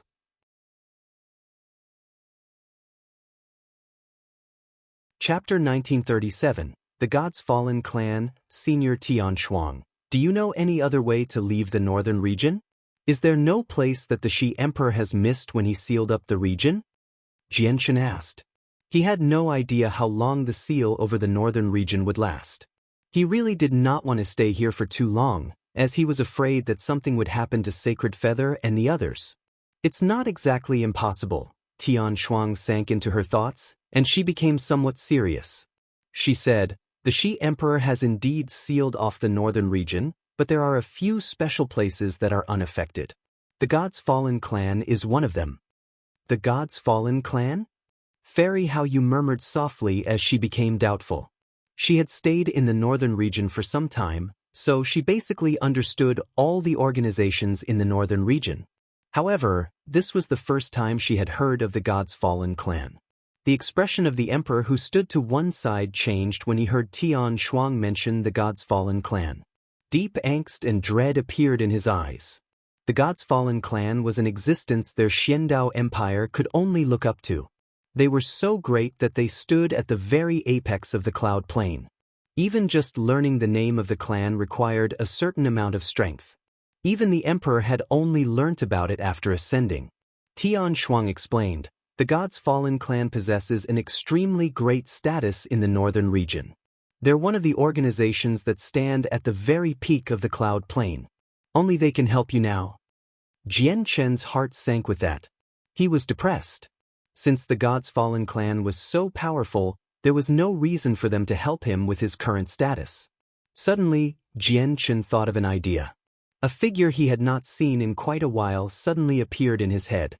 He immediately looked at Tian Shuang with shining eyes and said, "Senior Tian Shuang, do you know about the Tong family?" "The Tong family? You actually know about the Tong family?" Tian Shuang stared at Jian Chen in surprise. She felt taken aback. "Of course I know about the Tong family, but they're not in the northern region. They're in the central region." "Sister Tian Shuang, tell me the location of the God's Fallen clan," Fairy Hao Yu said at this moment. "Sister Hao Yu, surely you aren't going to pay a personal visit to the God's Fallen clan for him?" Tian Shuang stared at Hao Yu in shock. She discovered that her sister Hao Yu treated Jian Chen like he was extremely special. Fairy Hao Yu had been by Jian Chen's side along the way. She understood just how important Sacred Feather, Houston, and the others were to Jian Chen. As a result, Tian Shuang felt powerless under Fairy Hao Yu's insistence. She could only tell her the God's Fallen clan's location. "Sigh. Sister Hao Yu, since you're going to the God's Fallen clan, I can only come with you as well." In the end, Tian Shuang also went with Fairy Hao Yu. The three of them immediately left the Xiandao Empire while Yaxi Lian was also brought along in the Bright Moon Divine Hall. The emperor stood in the floating garden as he stared deeply at Jian Chen as the latter traveled away. The light in his eyes flickered as he seemed uncertain. Fairy Hao Yu's previous words continued to ring through his head. Even Fairy Hao Yu herself had no idea just how great of an impact her previous words had on the emperor. The emperor firmly remembered all of it. Fairy Hao Yu had carried Jian Chen along. The speed of a primordial realm expert was truly unbelievable. The linear lightning release that Jian Chen took pride in was like a snail's pace before the speed at which the two infinite primes traveled at. Gentle moonlight surrounded Jian Chen. He felt like the world flashed by him as if he was teleporting around as he looked through the moonlight. It was unbelievably fast. Fairy Hao Yu only needed to take a step, and the distance she traveled would take him a day to cover. Before long, the three of them stopped. They had arrived at an ancient mountain range that was extremely abundant in origin energy. The surroundings were remote, without a single person to be seen in a range of 1,000 kilometers. There were only the calls of birds and beasts running among the mountains. Tian Shuang glanced across the empty space. The powerful senses of the soul that belonged to a primordial realm expert directly expanded and fused with the space there, causing it to distort slightly. Very soon, the space cracked open and rapidly turned into a gate of light. A hunchbacked old man walked out, and he said with his old voice, "State your identities." "Tian Shuang of the Xiandao Empire has come to visit your esteemed clan." Tian Shuang clasped her hand at the gate of light. "Please wait. I'll pass this up right this moment." The old man directly disappeared back into the gate of light. Jian Chen felt extremely shocked as he stared at the gate of light. The God's Fallen clan had actually carved out a region of space as land for their clan. This was the Saints' world. Space was extremely tough here, so carving out a region of space under these circumstances was unimaginably difficult. That alone was enough to show just how powerful the God's Fallen clan was. Even though the God's Fallen clan possessed an extremely great status, they clearly would not decline a visit from a primordial realm expert. Very soon, the old man appeared once again and led Jian Chen's group into the clan. Jian Chen's attention was drawn away by the origin energy that was thick enough to almost condense once he entered the God's Fallen clan. He discovered that not only was origin energy extremely abundant within the God's Fallen clan, but even the laws of the world seemed clearer. In such circumstances, cultivation would progress extremely rapidly. It would be fast enough to be described as skyrocketing. There would be no need to absorb divine crystals either. Even comprehending laws of the world would be much easier compared to the outside world. However, Jian Chen also became vigilant after he entered the God's Fallen clan. He deeply hid the twin swords in his body. If he were still a deity or a god, he would have never been bold enough to enter the God's Fallen clan, as he would be afraid that a powerful primordial realm expert would see through the truth about him. However, he was already different from the past. He was confident that even primordial realm experts would struggle to see through him unless they made contact with him. The patriarch is currently waiting in the main hall. Please come with me, the old man led the way. In the end, he brought the three of them to a majestic divine hall. At the same time, a figure shot towards the direction of the God's Fallen clan with lightning speed in the outside world.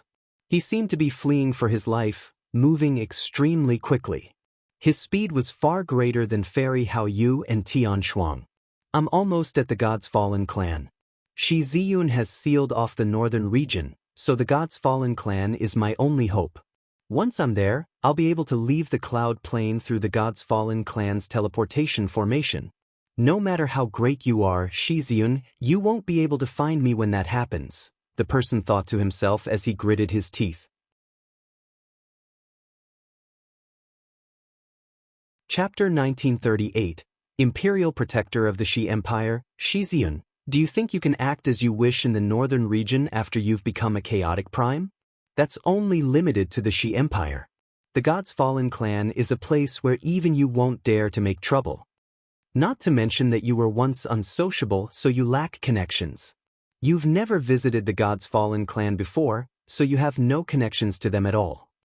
On the other hand, for all the time I've spent as an imperial protector of the Shi Empire, I haven't been as wasteful as you. I've already befriended several elders in the God's Fallen clan, and I showed kindness to the current patriarch before he took the position. Once I make it to the God's Fallen clan, you won't be able to do anything, even if you're the current Shi Emperor. I won't seek out refuge at the God's Fallen clan. I only want to borrow their teleportation formation. With my friendship with the many elders and the current patriarch, it's impossible for them to not agree to such a small request. The old man hurried towards the God's Fallen clan as a strange light flickered in his eyes. This was his only hope of escape. Jian Chen, Fairy Hao Yu, and Tian Shuang all sat on seats within a majestic divine hall in the God's Fallen clan. A rather dignified middle-aged man with quite a striking appearance sat in the center of the hall in luxurious clothes.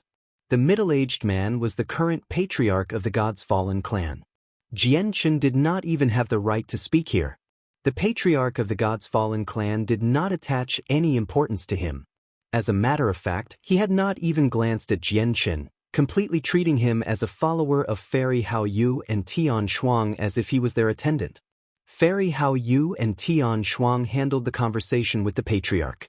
Here, only they, primordial realm experts, possessed the right to speak. Jian Chen paid no heed to all this. He seemed to be seated there calmly, but he was secretly worried inside. Whether he could use the teleportation formation to return to the southern region or not would be up to Fairy Hao Yu and Tian Shuang. The patriarch of the God's Fallen clan is only a god king. It's naturally impossible for a god king to have much power in the God's Fallen clan. It looks like the patriarch before us can't make some of the important decisions. Jian Chen studied the patriarch of the God's Fallen clan. He guessed that the patriarch was probably equivalent to a caretaker, handling menial, day-to-day matters. Patriarch, I'll be honest. We've come because we want to borrow your clan's teleportation formation. Tian Shuang explained her intentions after exchanging pleasantries. You want to borrow the teleportation formation? The patriarch looked at Fairy Hao Yu and said, "Have you also been drawn into the matters with the Shi Emperor?" "That's not the case." Tian Shuang shook her head. "This is my sister. Her name is Hao Yu. We want to borrow the teleportation formation because my sister has urgent matters elsewhere, but even the disk of heavenly ways has been rendered useless now that the Shi Emperor has sealed up the northern region. As a result, we could only disturb your esteemed clan." "Hao Yu? Why does this name sound slightly familiar?" The patriarch of the God's Fallen clan mumbled with furrowed eyebrows. Tian Shuang smiled. "I don't think you're the only person who is familiar with my sister's name, patriarch. Even in the entire saints' world, any person who possesses a certain level of status will be familiar with it. After all, only people on the God King's throne can shake up the saints' world apart from those who have made it to the apex of the world." The patriarch of the God-Fallen clan seemed to think of something when the God King's throne was mentioned.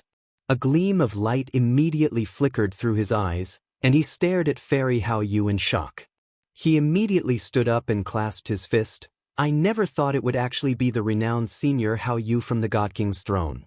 I have heard of you long ago, but I never thought I'd be able to see you personally today. It really is a great honor for me." The patriarch of the God's Fallen clan was indeed extremely shocked. He had once felt great admiration towards the person called Hao Yu, and even the elders in the clan had spoken about her. He just never thought that it would be a woman. Jian Chen was secretly amazed. He could not help but study Fairy Hao Yu properly in much surprise. He too had never thought that Fairy Hao Yu was once an expert on the God King's throne. "I've seen a total of 2 experts from the God King's throne before. One of them is Protector Shui from the Ice Goddess Hall, and she's ranked 9th. The other one is Adriana, who is known as the greatest God King from the God Clan. She's ranked in the top 100.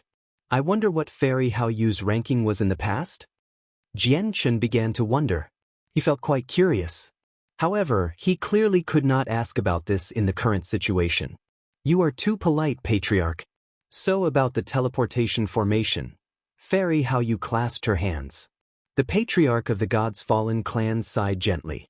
He appeared troubled. Just when he wanted to say something, his face suddenly changed, and he looked out the hall. I haven't seen you in several millennia, and the patriarch remains the same as before." At this moment, an old voice rang out from outside. An old man strode in as he said that. "It's the imperial protector of the Shi Empire." The patriarch of the God's Fallen clan stood up to receive him. He was extremely polite. This imperial protector had assisted him quite a lot for him to become the patriarch. A primordial realm expert. Jian Chen determined the old man's cultivation level as soon as he saw him. The imperial protector exchanged simple pleasantries with the patriarch before also mentioning that he wanted to borrow the teleportation formation. "Sai, you don't know. The ancestor has personally ordered us to shut down our teleportation formation. Without the ancestor's orders, even the elders in the clan would not dare to use it for themselves. And Senior Hao Yu, I don't think I'll be able to help you out with the teleportation formation," the patriarch said powerlessly. "What? Your ancestor personally ordered the teleportation formation to be closed down?" The imperial protector's expression changed when he heard that. His face sank rapidly. "What a coincidence. Just when Shi Ziyun sealed up the northern region, you close your teleportation formation as well. Is it to cooperate with Shi Ziyun? That's impossible.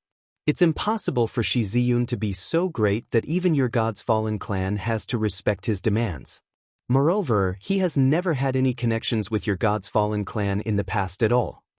The light in Jian Chen's eyes flickered when he heard the imperial protector's words. He thought to himself, is the Shi Emperor moving against the imperial protector of the Shi Empire this time? If that's the case, he's a complete madman to even kill imperial protectors. Just what unknown secret is hidden amongst all of this, where it's enough for the Shi Emperor to even turn on his own primordial realm experts? The imperial protector began to speak again. He expressed his desire to stay at the God's Fallen clan for a few days so that he could catch up with the elders he was familiar with. "Imperial protector, the elders are all in secluded cultivation. Moreover, I've received orders from a great elder that our God's Fallen clan is currently undergoing some reorganization, so we aren't able to receive any guests, the patriarch of the God's Fallen clan said reluctantly. Even though he spoke extremely mildly, he still expressed that the Imperial Protector should leave. The Imperial Protector's face darkened. He left the God's Fallen clan in a hurry. He could not insist on staying shamelessly after the God's Fallen clan had asked him to leave. Let's go as well. Seeing how the teleportation formation of the God's Fallen clan was closed, Fairy Hao Yu also left the clan helplessly with Jian Qin and Tian Shuang. After leaving the God's Fallen clan, the three of them appeared in the ancient mountain range once again. The Imperial Protector did not leave. He also stood nearby, except his face was extremely ugly. Before him stood a white figure. Extremely powerful laws of the primordial realm had condensed in the space around him, revolving around his body. It gave off a devastating might that caused space to twist and the surroundings to shake. Time and space seemed to fall into a disorder around him. The power of laws concealed his appearance. Only his white clothes were vaguely visible, while his face was completely hidden.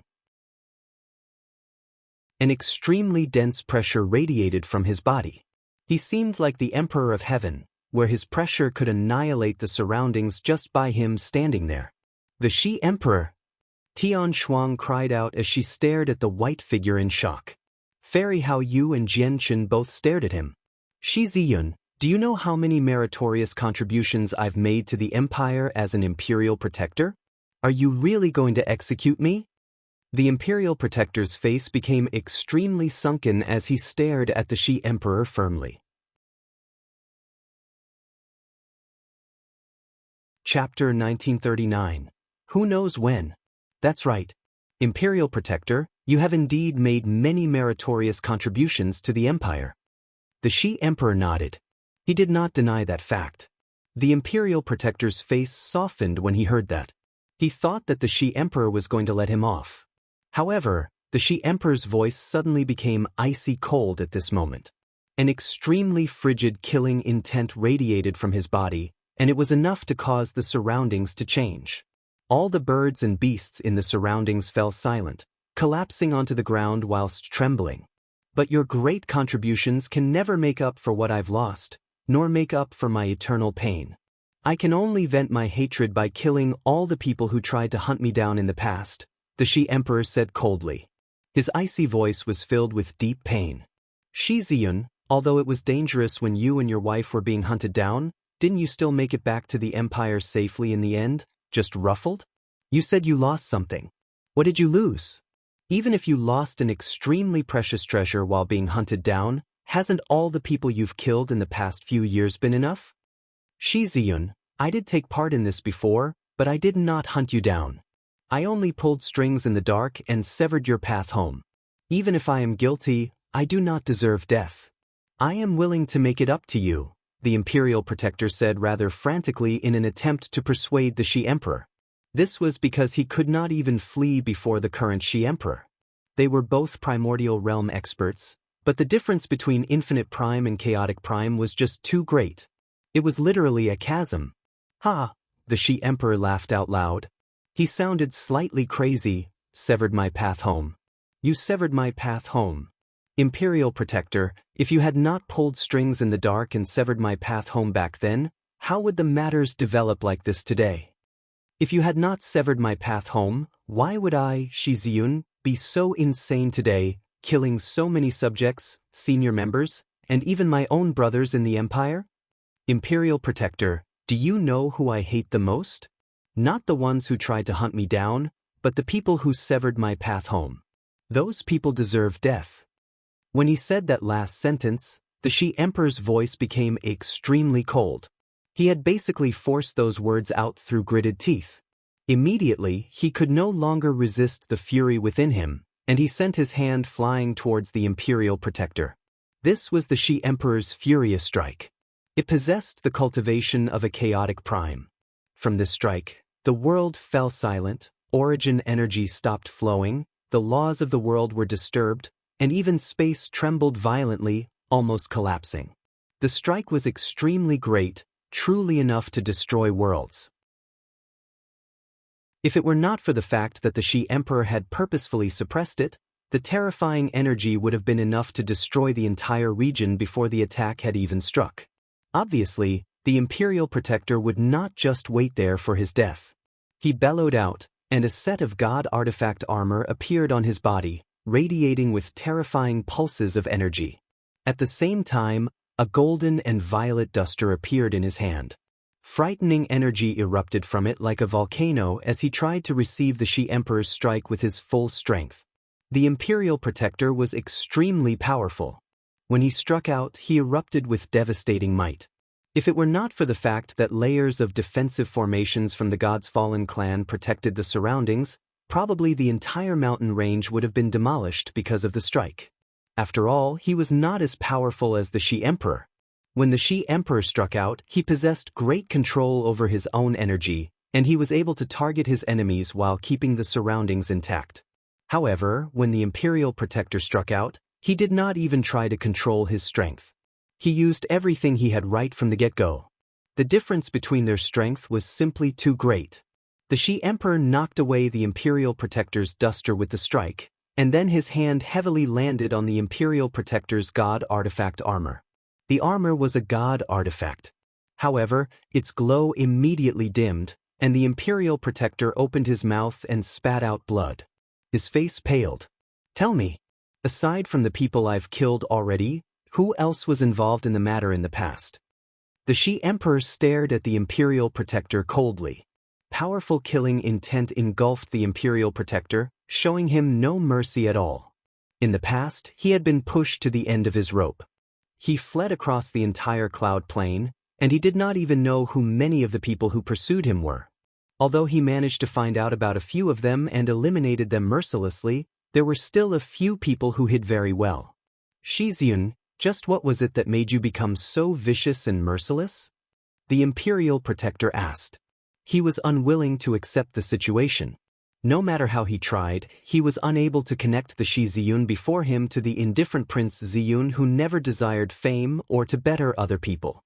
"Since you won't speak, I'll show you what being merciless means. I have my ways of making you speak once I get back to the palace." A sliver of viciousness appeared in the Shi Emperor's eyes. He bound the Imperial Protector and picked him up brutally before silently vanishing. He had already left the region. Is this in chaotic prime? They're actually so frightening. Jianchen did not return to his senses after the Shi Emperor left. He stared at where the Shi Emperor stood before in a daze. This was the first time he had been so close to a chaotic prime, so the shock he felt was greater than anything in the past. Not only did he feel like he could not breathe when the Shi Emperor struck out earlier, but even his heart had stopped beating. His body was completely frozen. It was as if an invisible force had restrained his entire body. The Shi Emperor's strength was just too frightening. Even when he was not targeting Jianchen deeply understood his own insignificance. I never thought the Shi Emperor would move against an Imperial Protector of the Shi Empire this time. Sigh, that Imperial Protector was an important subject to the Shi Empire. I wonder just what the Shi Emperor lost when he was being hunted down that made him become so mad that he would even kill Imperial Protectors, Tian Shuang said sternly. That's the problem of the Shi Empire. It has nothing to do with us. Let's go, said Fairy Haoyu. With a wave of her hand, moonlight surrounded Jianchen again, and she took him away. Before long, Jianchen had returned to the Xiandao Empire. Due to his connection with Fairy Haoyu, he possessed a rather special status in the empire. The emperor had personally granted him a hall for him to stay in. Jianchen settled down in the imperial palace temporarily, but he could not relax at all. He was basically filled with worry. He locked himself up in his hall all day long as he thought long and hard about any way to leave the northern region. He was very worried about the safety of Sacred Feather and so on. For several days, Jianchen did not even take a single step out of the imperial palace. However, no matter how hard Jianchen racked his brains, he failed to come up with a single viable method at all. The end conclusion was that unless the Shi Emperor removed the seal over the northern region, he was unable to leave at all. Jianchen had mentioned finding the Shi Emperor, but as soon as he said it, Tian Shuang shut him down, as the chances of that happening was even less significant than using the God's Fallen clan's teleportation formation. Just as Jian Chen was in a state of complete unease, Fairy Hao Yu visited his residence. She also sighed gently when she saw the worry on his face. "It's all because of me. I shouldn't have brought you to the northern region." "Fairy Hao Yu, you can't put it like that. If it were not for you, who knows if I'd still be alive right now. I can only hope that the Shi Emperor removes the seal over the northern region as soon as possible," said Jian Chen. "The Shi Emperor will probably keep up the seal for a while longer. I've just received the news that the Shi Emperor has already gone to one of the peak sects of the Shi Empire, the Heaven-Cracking sect. He asked them to hand over 2 of their great elders. The Heaven-Cracking sect is one of the 4 great organizations in the Shi Empire. The great elders there are all infinite primes. Moreover, they have an even more powerful ancestor. The entire sect only has 3 great elders.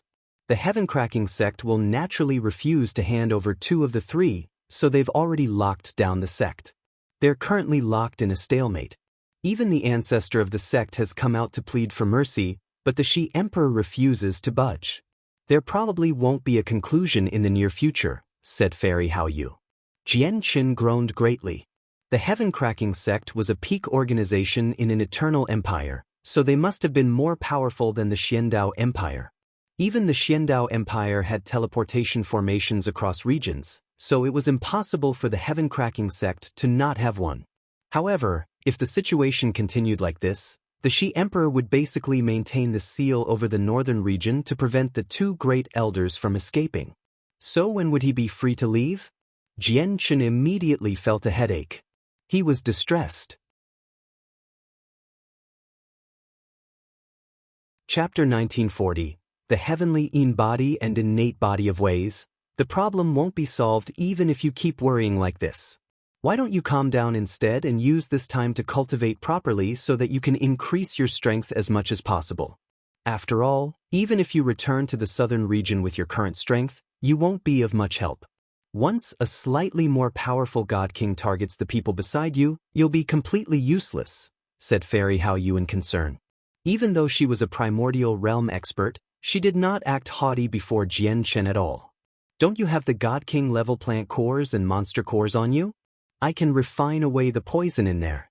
If you absorb the energy from them, they should be able to increase your strength by quite a lot.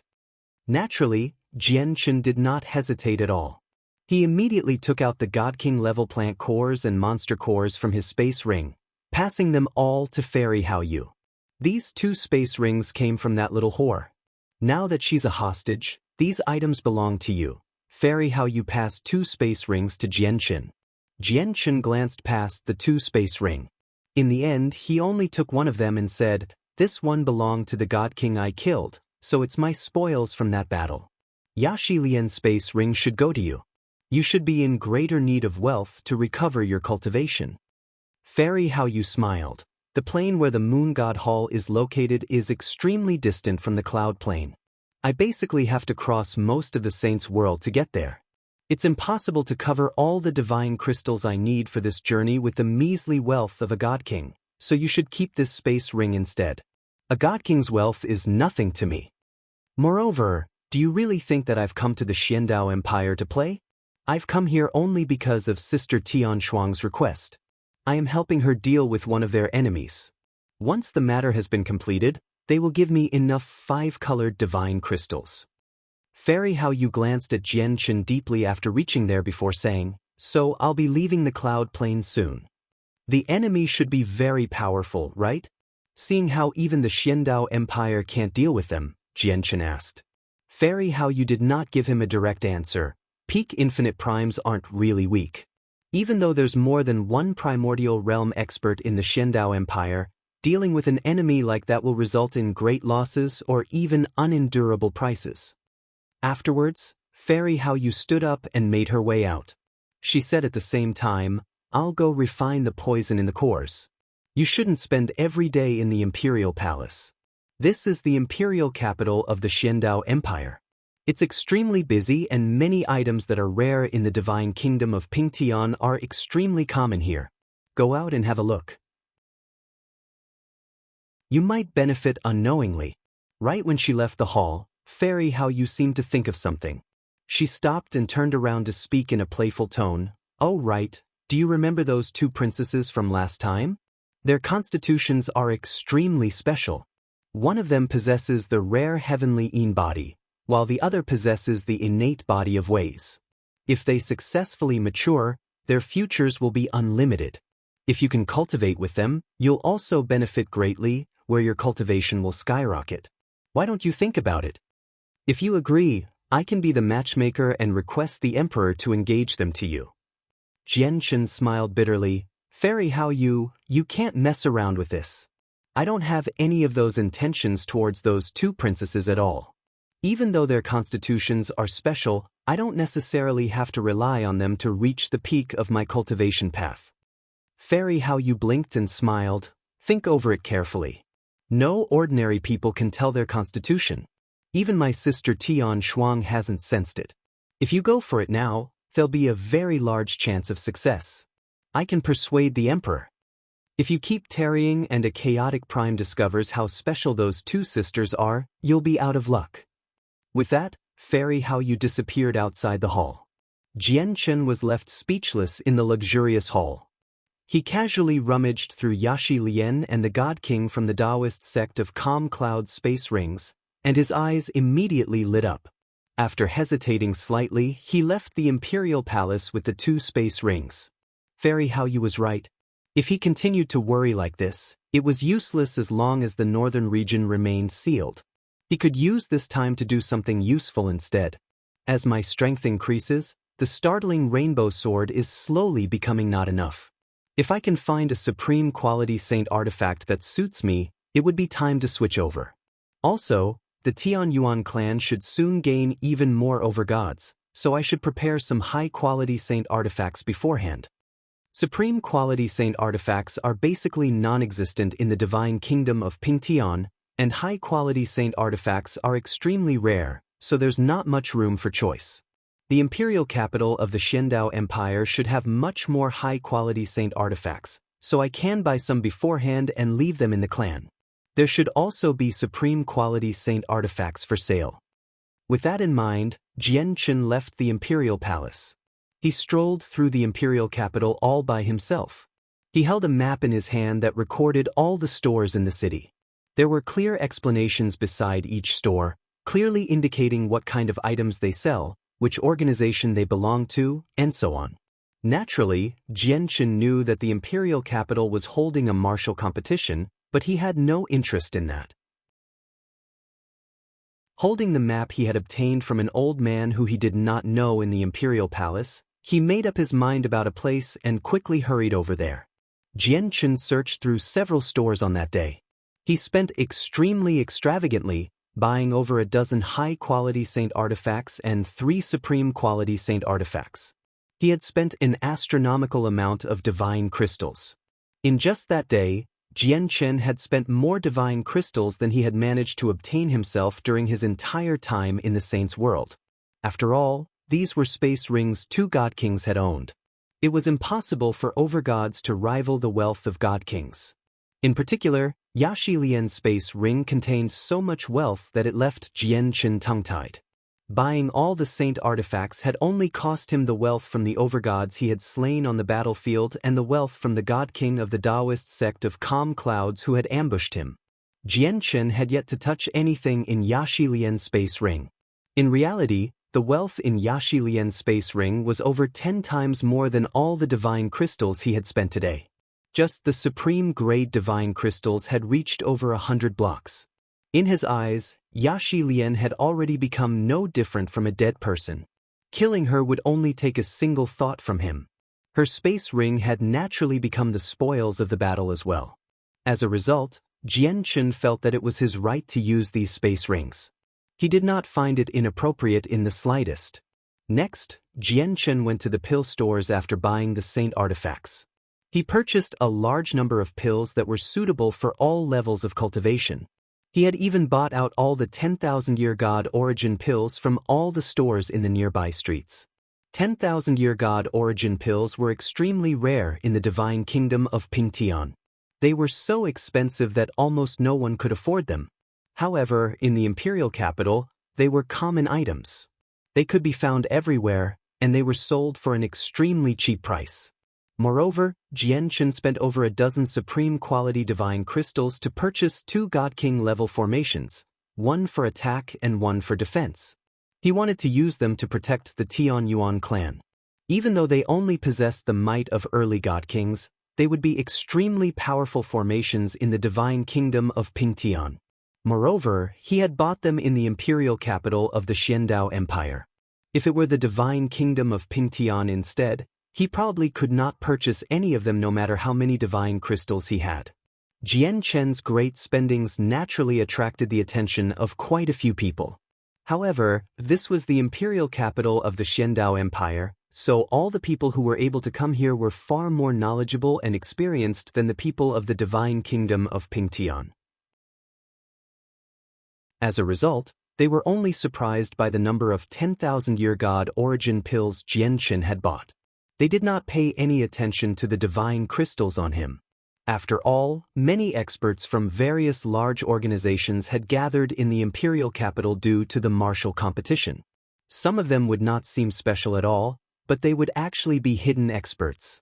Naturally, a few people who could not see through Jianchen's cultivation believed that he was someone like that.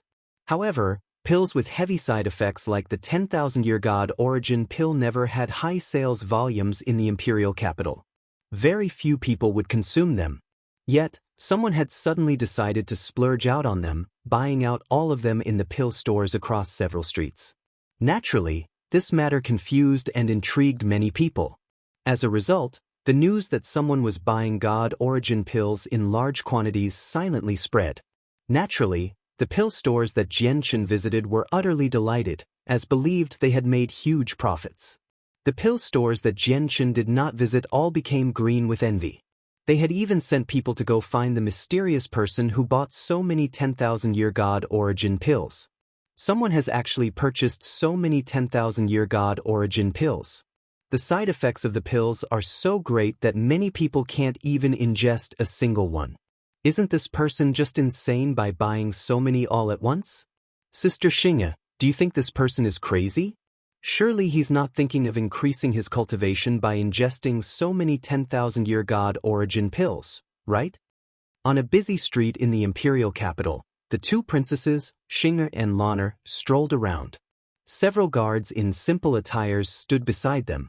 Xingye's beautiful eyes also widened when she heard Lan'er's words, and she said, "Sister Lan'er, I heard that some magical beasts with powerful bodies can ignore the side effects of the 10,000-year god origin pills. Do you think the person who bought all the pills is a magical beast in human form? Even if he's a magical beast, there's no need to buy so many of these pills. It's literally only something that someone who is dumb but has a lot of wealth can do. I think this person is definitely a huge idiot." I love making fun of these dumb idiots. I often tease Father's mount until I drive it insane. It's hilarious when I think of it. I really do want to see what kind of magical beast he is, having bought so many 10,000-year god origin pills. If it's appropriate, taming him into a mount isn't a bad idea. Lan'er immediately became furious after that. Only if you hadn't said that, Sister Xing. As soon as you mention a tough body, I think of that horrible person. He also has a tough body, where our full-powered attacks failed to harm him at all. Oh my god. Sister Lan'er, why did you have to bring that up? Why did you have to mention that person for no good reason? I'm fuming too when I think of him. Xingye ground her teeth as she showed much resentment.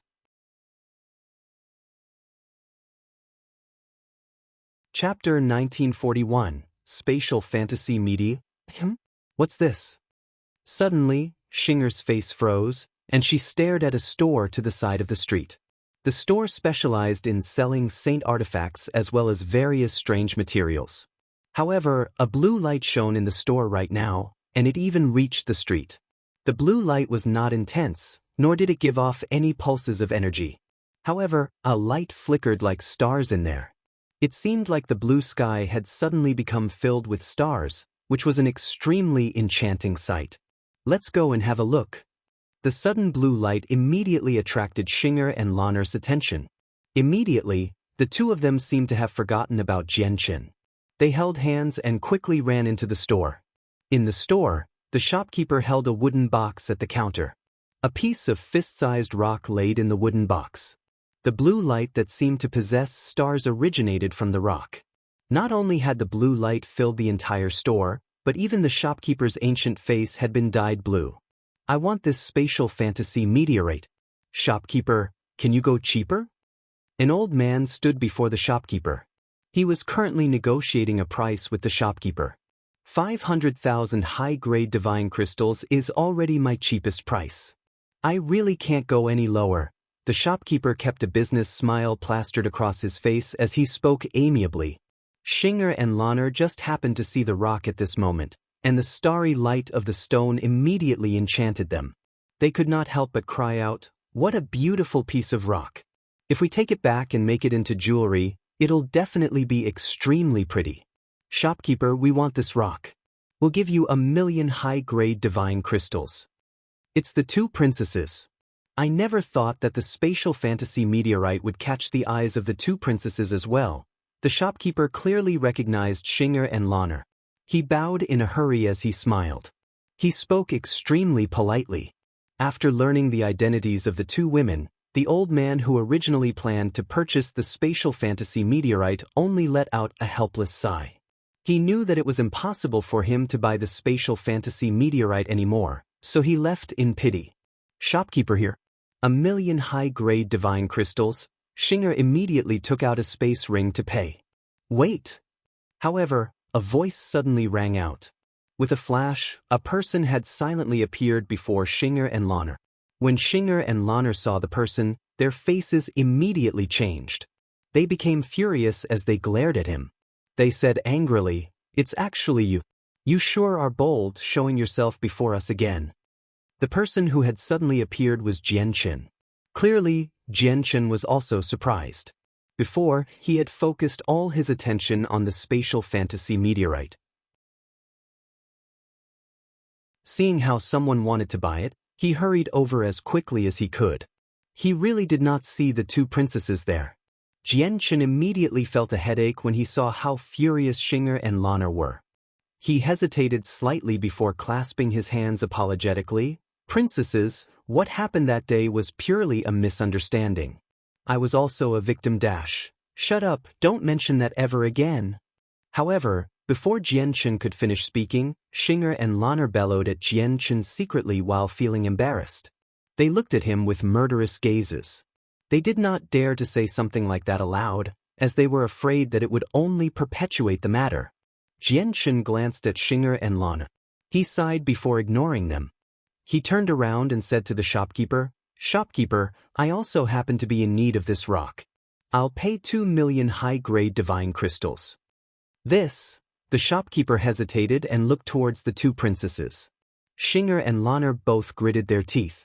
They stared at Jianchen with much resentment and raised the price as well. "We'll pay 5,000,000 high-grade divine crystals. No one can take away something that has caught our eyes." Jianchen felt a headache. He knew that Xinger and Lanner wanted to make things difficult for him.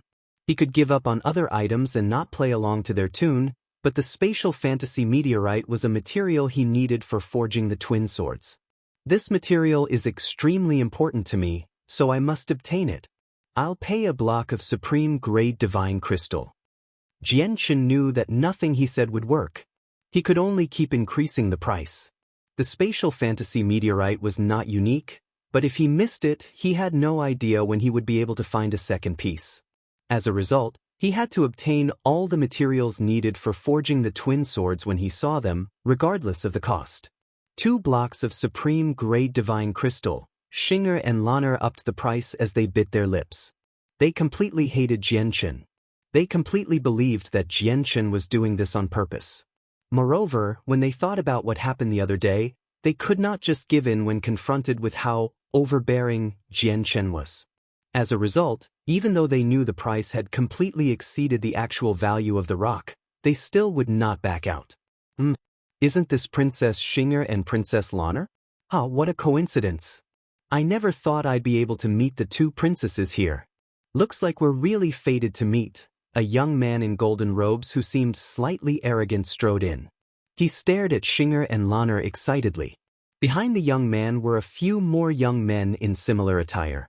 They all followed behind the golden-robed young man politely.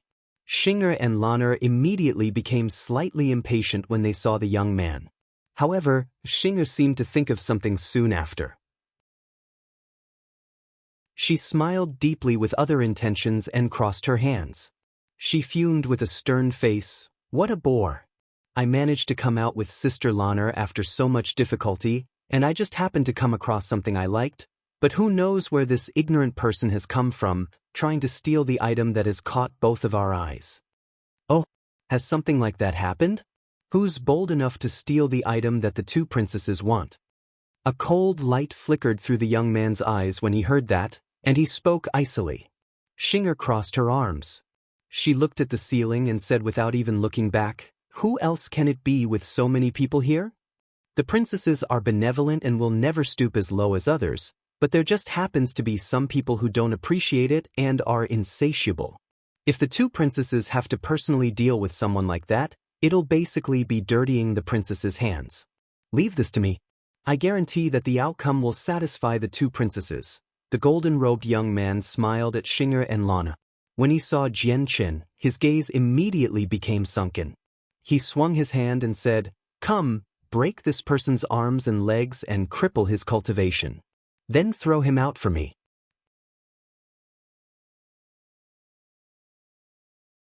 Chapter 1942. Getting out of hand, the golden-robed young man spoke very casually, without treating Jian Chen with any importance at all. Even though he had no idea who Jian Chen was, he believed that there was no reason for him to learn this at all given his personal status. This is the imperial capital of the Xiandao Empire. There are clear rules that forbid fighting. Do you plan on ignoring them? Jian Chen stared at the golden-robed young man calmly. Rules? The young man sneered and stared at Jian Chen like he was a joke. Rules only affect ordinary people. As for me, I can ignore them. Seeing how Jian Chen and the golden-robed young man were in conflict, Xinger and Lanner were naturally delighted. Moreover, they did not forget to fan the flames. That's right. With young Master Zhou's status, these rules indeed do not affect him. Young Master Zhou, what are you rambling on about with this person? Why don't you hurry up and do it? The two of us find him irritating just by looking at him. The golden-robed young man smiled from ear to ear when he heard them refer to him as young Master Zhou. He felt extremely happy. When he heard their soft and sweet voices, he felt power swell up within him. Not only was this the first time the two princesses had called him young Master Zhou, but this was also the first time they had spoken to him in such a gentle tone. The sudden change with the two princesses did not make the young man feel that something was off. Instead, it roused him. He believed that this was a great opportunity to show off his strength to the two princesses. The young man suddenly grew serious as a condescending expression filled his face. He said in a voice that he believed to be very dignified, which left no room for argument, "After you cripple this person's cultivation, look into his background. His crimes for offending the two princesses are so great that just crippling his cultivation isn't enough. The clan behind you has to pay a certain price as well. If he doesn't have a clan and is only an independent cultivator, his crimes will be passed on to his parents. We'll get your parents to pay." The young man spoke extremely coldly as if he controlled Jian Chen's life. He did not realize that the two princesses' personal guards had said nothing when they personally witnessed someone fight for what the princesses wanted as well. Jian Chen's face became cold in that instance when he heard that the young man wanted to touch his parents. At the same time, the people behind the young man arrived before Jian Chen. Two of them lunged at Jian Chen, while the others all took out their saint artifacts and swung them at Jian Chen's limbs without any mercy at all. One of them stabbed his sword towards Jian Chen's dantian. Xinger and Lanner watched on as they took things easy. They smiled as if their scheme had succeeded. They knew Jian Chen's strength and also knew that he had the support of a primordial realm expert. However, they just wanted to make trouble for him so that he would not have an easy life. Jian Chen did not even look at the people who attacked him. His gaze was locked onto the young man. He flicked his fingers a few times, and a few strands of sword chi flew out rapidly.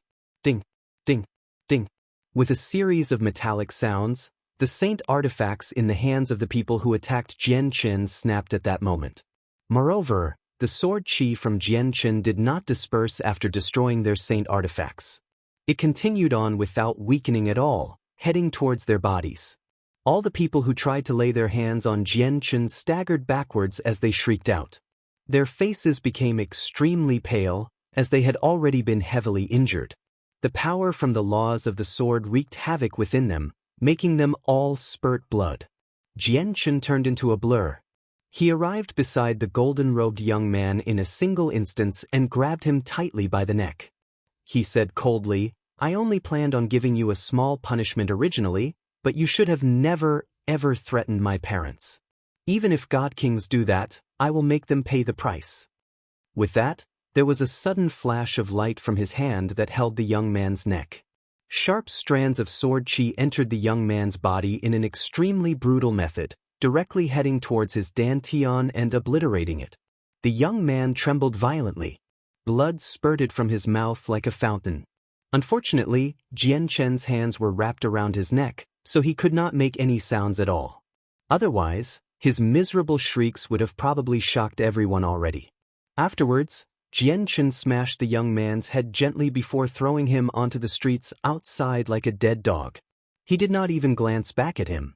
Jian Qin's strike had almost shaken the young man's soul into pieces. He directly fell unconscious. Fortunately, Jian Qin had no intentions of killing him. He had only heavily injured his soul, so it would be difficult for him to recover. His dantian was destroyed, and his soul had almost dispersed. Even if the young man managed to survive these wounds, he would basically be reduced to a cripple. After doing all that, Jian Qin acted as if nothing had happened at all. He arrived beside the spatial fantasy meteorite and stared at Xing'e and Lana. He said coldly, "I will pay 3 blocks of supreme grade divine crystal for this piece of spatial fantasy meteorite. Do you still want it?"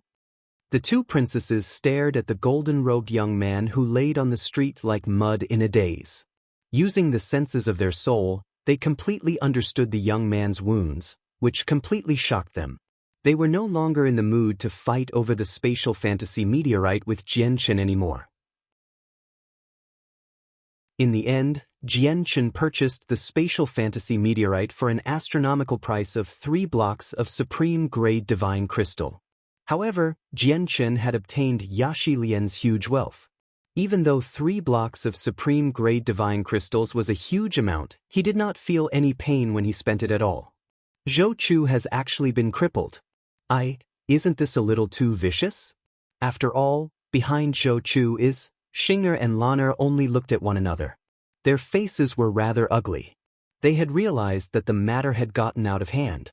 They wanted to find trouble for Jian Qin, but they never thought he would be so vicious, directly crippling Zhou Chu. They never expected something like that. A case where deliberate injuries were caused had happened in the imperial capital. Naturally, the matter spread rapidly.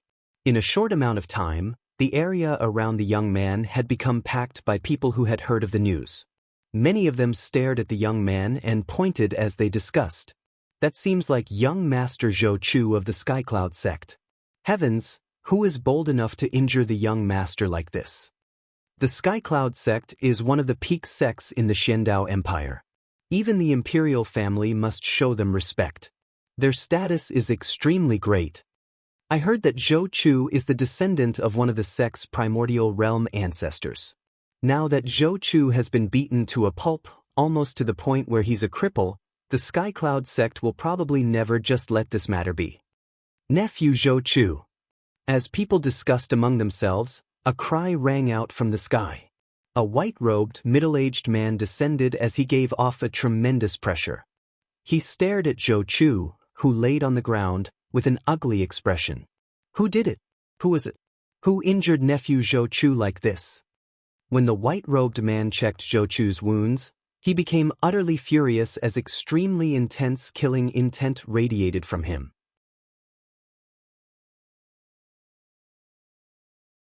Chapter 1943, Battling Fei He, the killing intent directly caused the temperature of the surroundings to plummet as if it had become a cavern of ice. The bustling street had already become completely crowded. However, everyone shivered from the white-robed middle-aged man's killing intent. They felt it pierce their bones, and all of them could not help but back away. Even overgods behaved like that. God King. Countless people cried out inside while their gazes towards the man became filled with angst from the bottom of their hearts as well as some envy and eagerness. God King was a cultivation level that they could only dream about.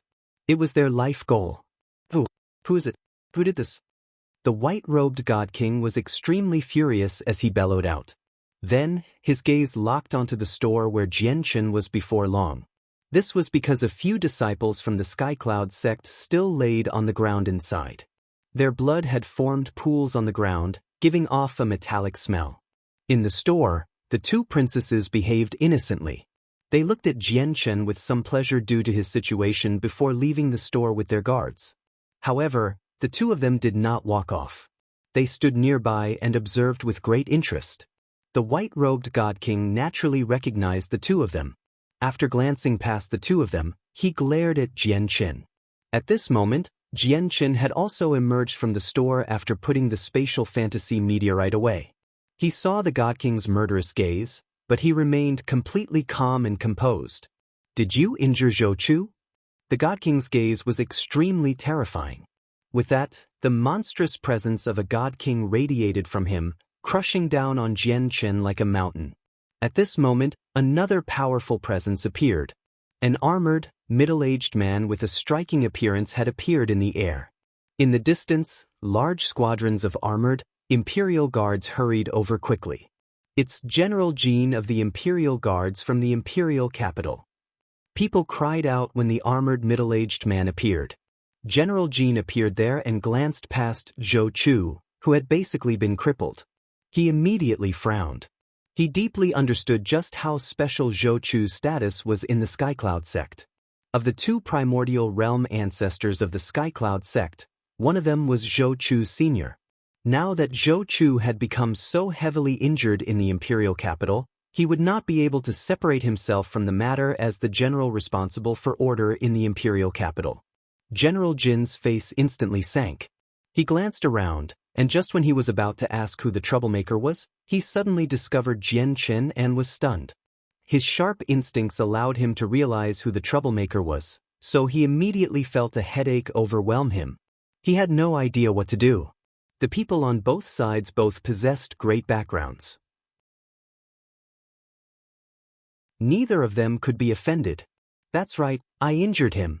Are you going to ask why I injured him? Jianchen stared at the God King responsibly and said calmly, Fellow Jianchen, Brother Fei He, there are some misunderstandings in this matter. Let's not jump to conclusions. We can talk after we've looked through the entire matter, said General Jean. Originally, he had rushed over here aggressively to arrest the troublemaker, but now he could only try to persuade both parties gently. A misunderstanding? Nephew Zhou has already become so injured. It doesn't matter what kind of misunderstanding there is, as it'll definitely develop into a grievance. General Jean, there's no need to say anything more. It doesn't matter what this person's background is. He has to pay for what he has done, the God King said coldly. It was impossible for him to not tell that Jianchen's background was not simple from General Jin's attitude. However, they, the Skycloud sect, had truly never feared anyone before. Since you've crippled Zhou Chu, I'll cripple you as well, and then I'll take you back to the sect so that the ancestors can handle your punishment, said the white-robed God King. With that, he directly extended a finger towards Jianchen. His gesture possessed the power of laws in the surroundings. God King-level laws instantly condensed around the finger, shooting towards Jianchen's dantian as a chain. Oh no, retreat! The expressions of the people who watched on from the surroundings changed when they saw the white-robed God King strike out. They all fled wildly.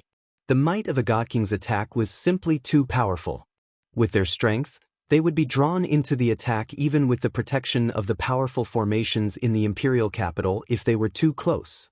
General Jean was filled with bitterness. He did not believe that Jianchen was Fei He's opponent, But there was also a terrifying existence behind Jianchen, so he could not allow anything to happen to him at all. However, just when General Jin wanted to stop Fei He's attack, a powerful sword chi suddenly appeared below. It stunned the general. With a flash of golden light, it shot towards Fei He with energy that was terrifying enough to surprise General Jin. Behind the golden strand of sword chi, Jianchen wielded the starling rainbow sword.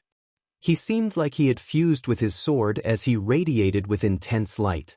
He followed the golden sword chi, lunging towards Fei He as if he was unstoppable. Boom! The golden sword chi collided with Fei He's chain. It was like a high-speed collision of two planets, shattering into pieces with a deafening sound. It turned into a terrifying shockwave of energy that swept out. Immediately, a formation appeared in the imperial capital, completely isolating the energy so that it could not even leave a scratch on the city itself. A light flashed through Fei He's eyes. He stared at Jianchen in shock. Through Jianchen's presence, he could obviously tell that he was not a god king and just a peak overgod. An overgod had actually managed to block his attack in an open confrontation and not lose the upper hand. It was unbelievable. But clearly, Jianchen's attack had not ended. After the Daluo sword shattered, he charged through the region where energy wreaked havoc while he was coated in white light, lunging towards Fei He.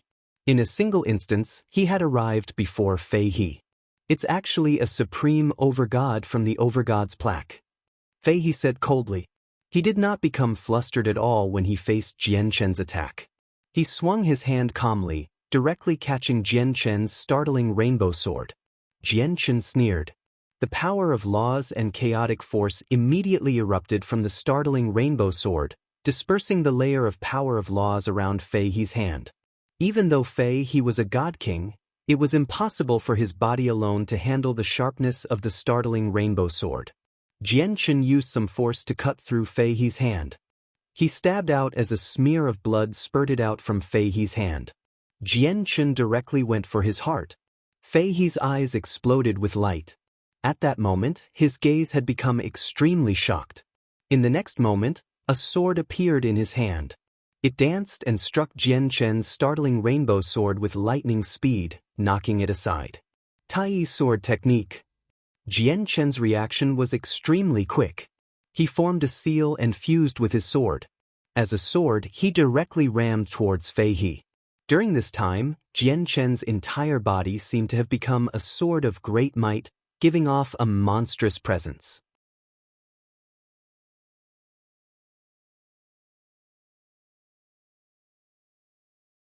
Chapter 1944. Shocking Battle Prowess. What a powerful overgod. Fei He felt secretly shocked. The strength that Jianchen had displayed filled him with disbelief. In an open confrontation against him, Jianchen had failed to lose the upper hand and even managed to draw blood. Fei He's face sank when he saw the blood on his hand. This wound was nothing to him, but the disgrace would be permanent. This person must rank within the top 3 on the overgod's plaque.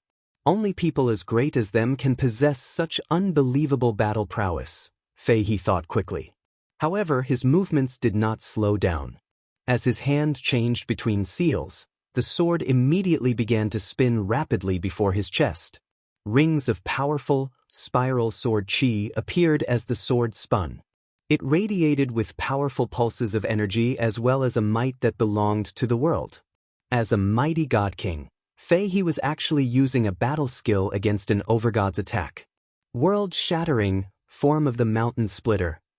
Fei He bellowed out. The sword that spun around stabbed out with lightning speed along with a strand of powerful, spiral sword chi. The strike was extremely powerful. As the sword tore through the air, the spiral sword chi shook, causing the space in the surroundings to pulse and gently tremble. The might of the world had caused the distant crowd to retreat rapidly once again. The might of a god king's battle skill was extremely shocking.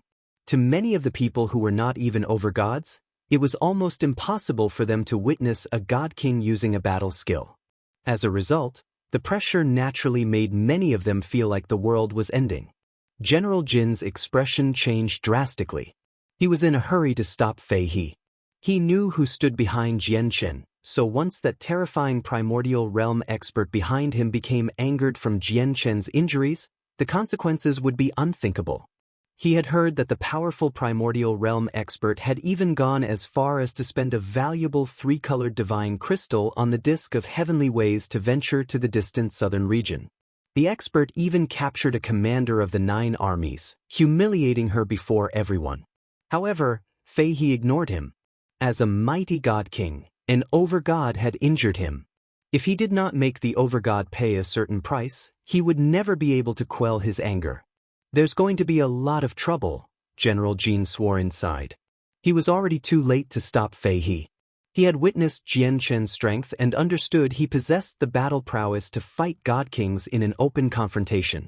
However, the battle skill of a god king was on a completely different level compared to the casual strike of a god king.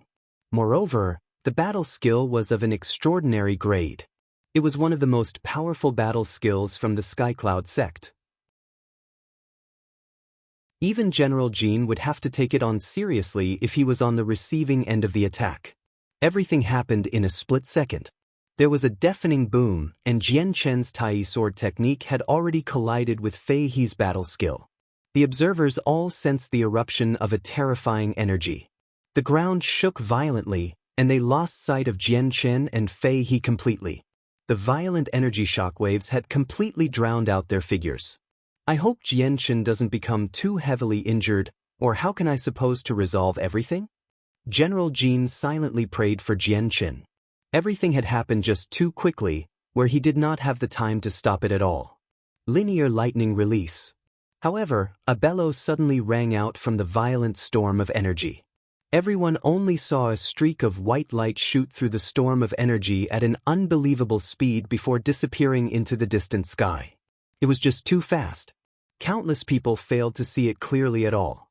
Even General Jin only managed to barely see a blurry, elongated figure in the streak of light through the senses of his soul, even though he was a god king. A while later, the rampaging energy dispersed and revealed Fei He. Currently, Fei He's face was rather pale, and he was filled with shock. He stared at his chest in a daze. His chest had already been dyed red with blood. A fist-sized hole had appeared, stretching from his chest through to his back. All his organs had been destroyed already. Meanwhile, Jian Chen had vanished. General Jin stared at the hole in Fei He's chest in a daze. His face was also filled with shock as his heart churned. Immediately, he cast his gaze into the distance afterwards. He saw that in the direction the white light had vanished off into, Jian Chen stood on the startling rainbow sword as he traveled back towards here like a comet. He moved extremely quickly. In just a few seconds, he had returned. What happened? How did that young man suddenly run off to such a distant place? How did that young man leave? Among the countless observers, quite a few of them stated their confusion. Oh my God! Sister Lanner, look! Senior Fei He of the Skycloud sect has been injured. Xinger also stared at Fei He's wound in shock from nearby as she shook Lanner's arm.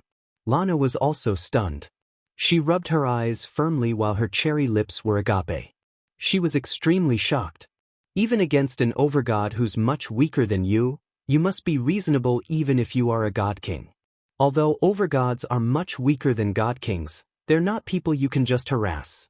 Jian Chen stared at Fei He as he stood on his sword in the air. Fei He raised his head all of a sudden. He glared at Jian Chen, and there was even heavy killing intent in his gaze. He was a mighty god king, yet an overgod had injured him like this. The humiliation coupled with Jian Chen's cold tone made the shame he experienced multiply. Gradually, it turned into killing intent. Jian Chen's face remained the same when he sensed the killing intent from Fei He. He said coldly, "There is no reason for you to feel humiliated after being injured by my hands because you are not the first god king to be injured by me. Before you, I've personally killed a god king while I was injured." Fei He's eyes immediately became filled with shock when heard that. He was speechless. Even General Jin became stunned by Jian Chen's words. An overgod had actually killed a god king while he was injured. If this feat made it out, it was enough to spread across the entire Saints world. This was because it was just too shocking. In the end, Fei He shot a sharp glance at Jianchen. He snorted coldly before leaving with Zhou Chu, who laid there like mud. This overgod's strength had left him deeply shocked. He knew that even if he remained here, he probably would not be able to benefit. The matter at hand was for him to hurry back to the sect and report it to the higher-ups.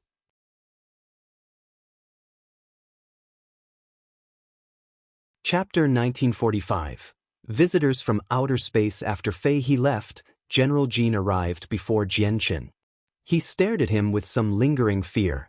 Even though he had personally witnessed the earlier scene, he still found it difficult to accept that an overgod had actually injured a god king. To General Jin, it was like a dream, unrealistic. "Brother Jianchen, are you fine?" General Jin asked with much concern. Even his way of referring to Jianchen had changed. At that moment, General Jin completely treated Jianchen as an equal. He even showed some respect. As a god king, he was insurmountable. Even in the Shendao Empire, god kings possessed extremely great statuses and were people who possessed authority. There was no need for them to behave like this before overgods at all. However, General Jin could not help but be so polite right now. Jianchen shook his head, expressing that all was fine. He did not recognize the armored god king before him, so after exchanging some simple pleasantries, he directly left and returned to the imperial palace. "Sister Lana, did that really just happen? That pervert is clearly only an overgod. How did he beat a god king?" Xinger said as she held Lanner's hand. Lanner sucked in a deep breath and gently patted her own chest, slowly calming herself down. She said firmly, "It's real. Sister Xinga, we've underestimated this person. His strength is enough for him to rank amongst the top 3 on the overgod's plaque at the very least." The top 3, Xinger immediately covered her mouth. At the same time, Tian Shuang stood in a garden within the forbidden grounds of the imperial palace as she stared in Jianchen's direction. She sighed in amazement. "I never thought this Jianchen would be so powerful. He fought a god king as an overgod and still managed to achieve victory when the god king used his battle skill. Even though this was due to the god king's underestimation, it's not easy for an overgod to injure a god king. No wonder, sister, how you values this person so much. With the battle prowess he has shown today, his future will definitely be limitless. I just wonder how he compares to the supreme overgod who ranks first on the overgod's plaque." Jianchen paid no attention to the disturbance the battle had created. He had already returned to his temporary residence in the Xiandao Empire now. Jianchen sat before a table in the decorated room. The table was covered with neat bottles. There are over 1,000 10,000-year god origin pills. With so many and the 8 god king level plant and monster cores from Fairy Haoyu, I'll be able to reach the 12th layer of the chaotic body. However, the 12th layer of the chaotic body is equivalent to God King, but my current level of comprehension remains at overgod. As a result, I have to quickly increase my comprehension of the laws of the sword, or I won't be able to reach the 12th layer, Jianchen thought. It's just that increasing my comprehension to the major achievement of sword spirit is difficult. Back on the battlefield on the boundary of the divine kingdom of Pingtian in the southern region, a piercing smell of blood filled the air. It did not disperse no matter what, and just a single whiff of it was enough to cause people to vomit. Corpses had already formed a thick layer on the battlefield while the blood had pooled into huge lakes. The battle that had lasted for so many days had created all this, claiming countless lives. The battle continued. Several dozen god kings from both sides fought in a particularly intense battle in outer space. The tremendous shockwaves of energy in outer space could even be clearly sensed from the distant ground. Below the god kings, the overgods fought at an altitude of several tens of thousand meters. They also fought with great intensity. Many of them were already covered in blood. They had not rested at all since the battle began. Countless soldiers gathered in the fortress below, standing in formations to fend off the 10,000-man formations from the Empyrean demon cult. The 10,000-man formations had been reduced to over a dozen from the initial 30. Both sides suffered losses in the battle. Let alone overgods, even 2 or 3 god kings had died. The sound of a zither hung in the surroundings. It expanded as a visible sound wave, stretching across the entire battlefield. The sound possessed an irresistible charm. When it rang out, all the people on the battlefield were affected to varying degrees. The armies of the divine kingdom of Pingtian all became filled with fighting spirit and courage from the sound. They charged at their enemies with extraordinary determination while their battle prowess was fully displayed as well. Under the influence of the sound, many people from the Empyrean demon cult felt their heads grow heavy as their consciousness blurred. In the end, they could only use 70 or 80% of their strength. Originally, the Empyrean demon cult's assault had forced the armies of the divine kingdom of Pingtian into a retreat. However, with the Zither's appearance, they were finally able to gather together, becoming matched in strength with the armies from the Empyrean demon cult. On the walls of the fortress sat a beautiful woman in a purple dress. Her beauty was indescribable, so great that it would probably be only seen in heaven. An ancient zither rested on her legs. As her slender fingers stroked the strings, she produced music that was filled with charm. Each note formed a visible ripple of sound. Each note possessed the might of laws. This woman was Shangguan Mu'er.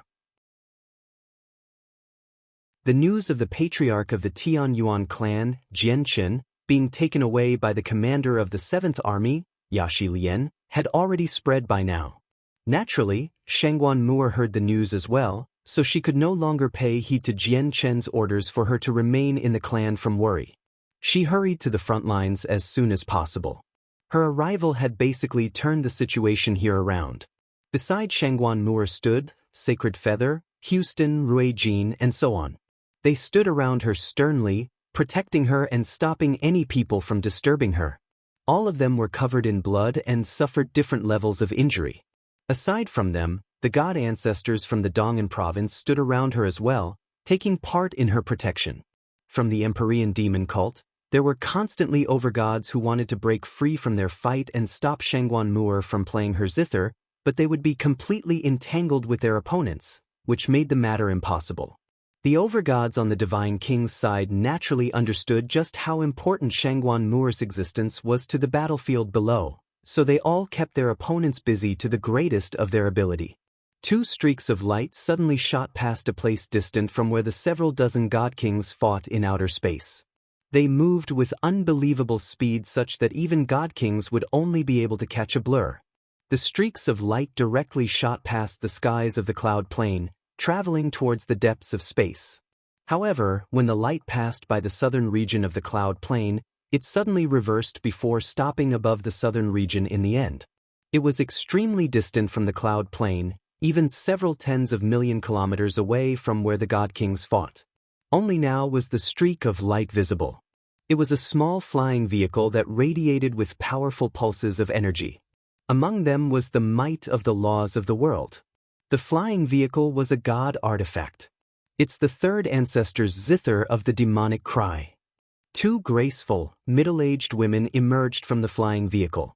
Celestial bodies flickered through their eyes as their gazes resonated with the laws of the world, directly piercing the distant space and locking onto Shangguan Mu'er, who was located in the fortress on the boundary of the divine kingdom of Pingtian. Shock filled their faces.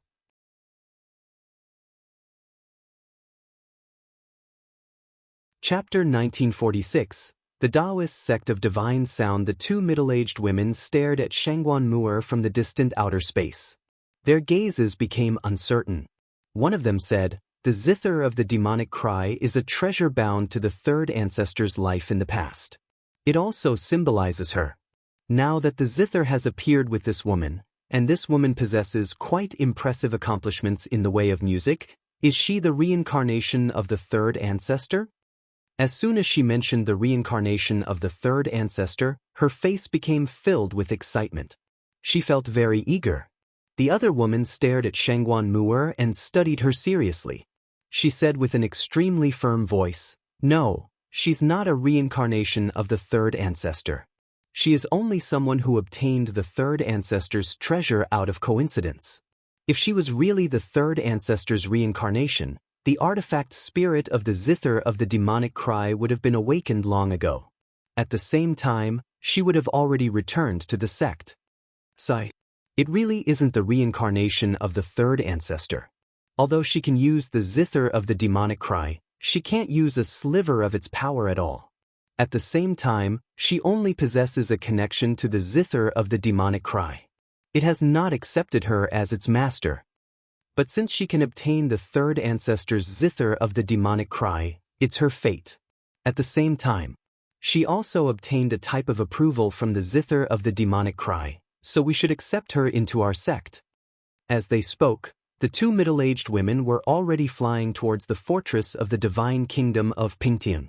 They moved extremely quickly, crossing an extremely great distance with a single flash. They appeared before Shangguan Mu'er silently. The two middle-aged women just floated there. They completely concealed their presences, so they seemed like ordinary people. It was impossible to discover their existences through the senses of the soul. They two of them stared at Shangguan Mu'er and paid no attention to the chaotic battlefield in the surroundings. Shangguan Mu'er, Sacred Feather, and so on saw the two middle-aged women suddenly appear in the first moment. Their faces all changed suddenly. Sacred Feather, Rui Jin, and the others immediately arrived next to Shangguan Mu'er as their faces became filled with caution. They did not attack. They could sense that the two women were powerful. "Seniors, may I ask for the reason why you have come?" Shangguan Mu'er asked. Although she spoke, she never stopped playing the zither. "Child, do you know the origins of the zither in your hand?" a middle-aged woman asked. Her gaze toward Shangguan Mu'er was filled with gentleness. Although this was the first time she had seen Shangguan Mu'er, she felt a sense of closeness towards Shangguan Mu'er due to the zither in her hands. Shangguan Mu'er's eyes narrowed. She already knew that the zither of the demonic cry was not as simple as it seemed, and she had guessed that it probably had important origins. The woman seemed to know about the zither of the demonic cry. "Junior does not know. If Senior is willing, please enlighten Junior," said Shangguan Mu'er. She multitasked, playing the zither to disturb the armies of the Empyrean demon cult as she conversed with the two women.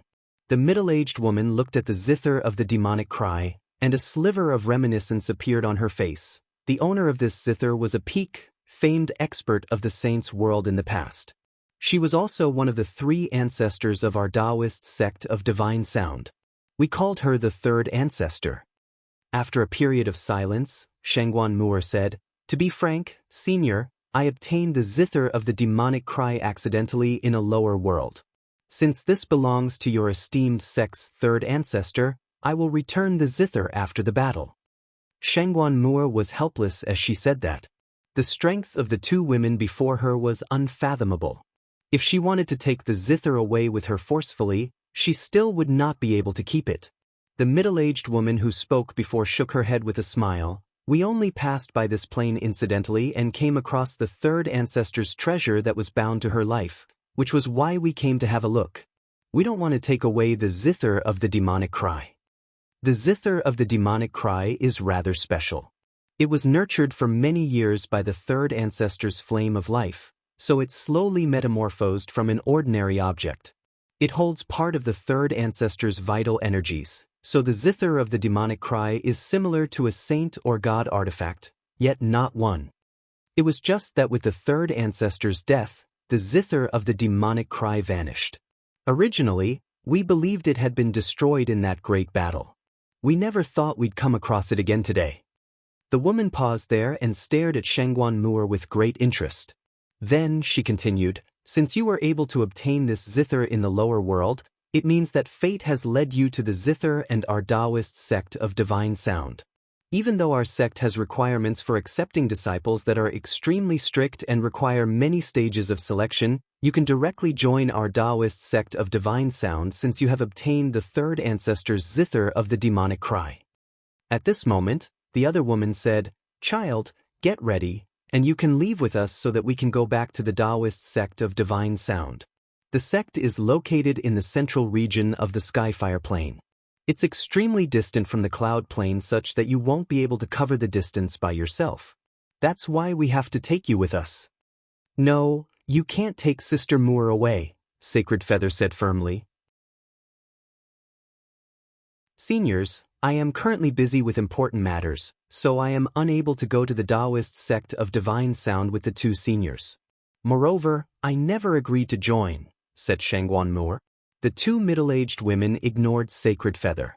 They said to Shangguan Moor, "You obtained the third ancestor's treasure, so you must join our Taoist sect of divine sound.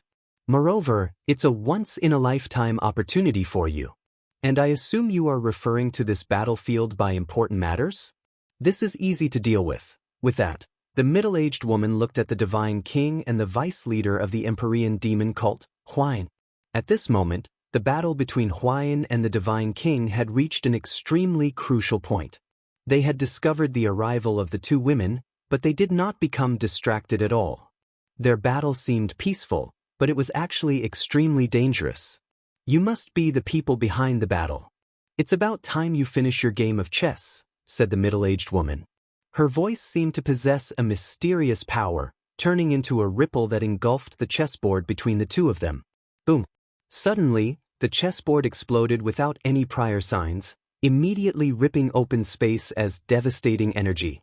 It directly expanded in all directions.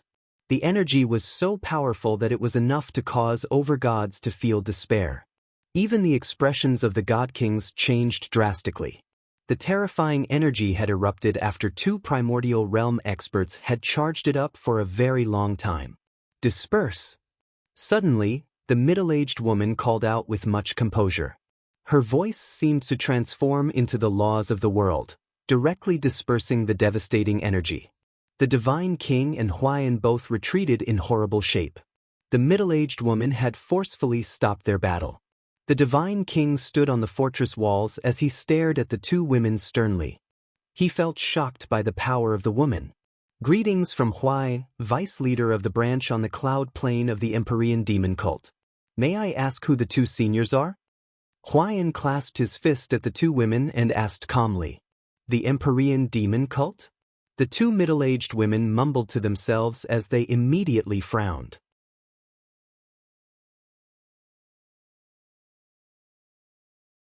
"Child, you can't interfere with the battles of the Empyrean demon cult. Even if you remain here with your current strength, you won't be able to turn the situation around in the end. Sure, you may be controlling it barely, but with the Empyrean demon cult's strength, getting through it won't take any effort at all. Come with us," one of the middle-aged women said to Shangguan Moor. "Child, you can't interfere with the battles of the Empyrean demon cult. Even if you remain here with your current strength, you won't be able to turn the situation around in the end. Sure, you may be controlling it barely, but with the Empyrean demon cult's strength, getting through it won't take any effort at all.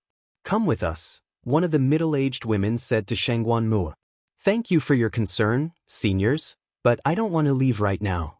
My husband has been captured by the commander of the 7th Army, and his situation is currently unknown. If I don't find my husband, I won't leave here," Shangguan Moor said firmly. "Dumb child. You obtain the third ancestor's supreme treasure. Once you join our Taoist sect of divine sound, your status will definitely be extraordinary. It won't be like the regular disciples.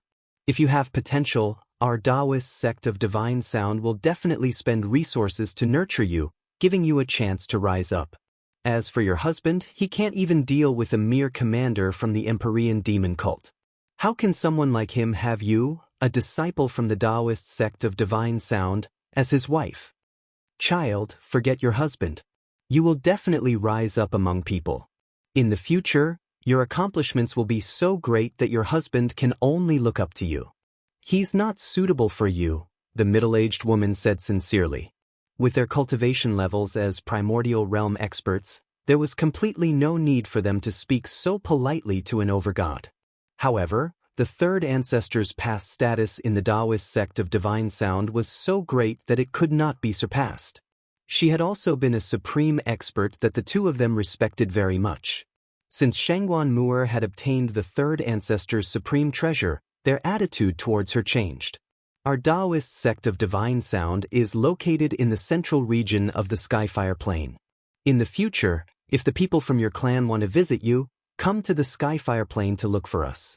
Child, it's time for us too.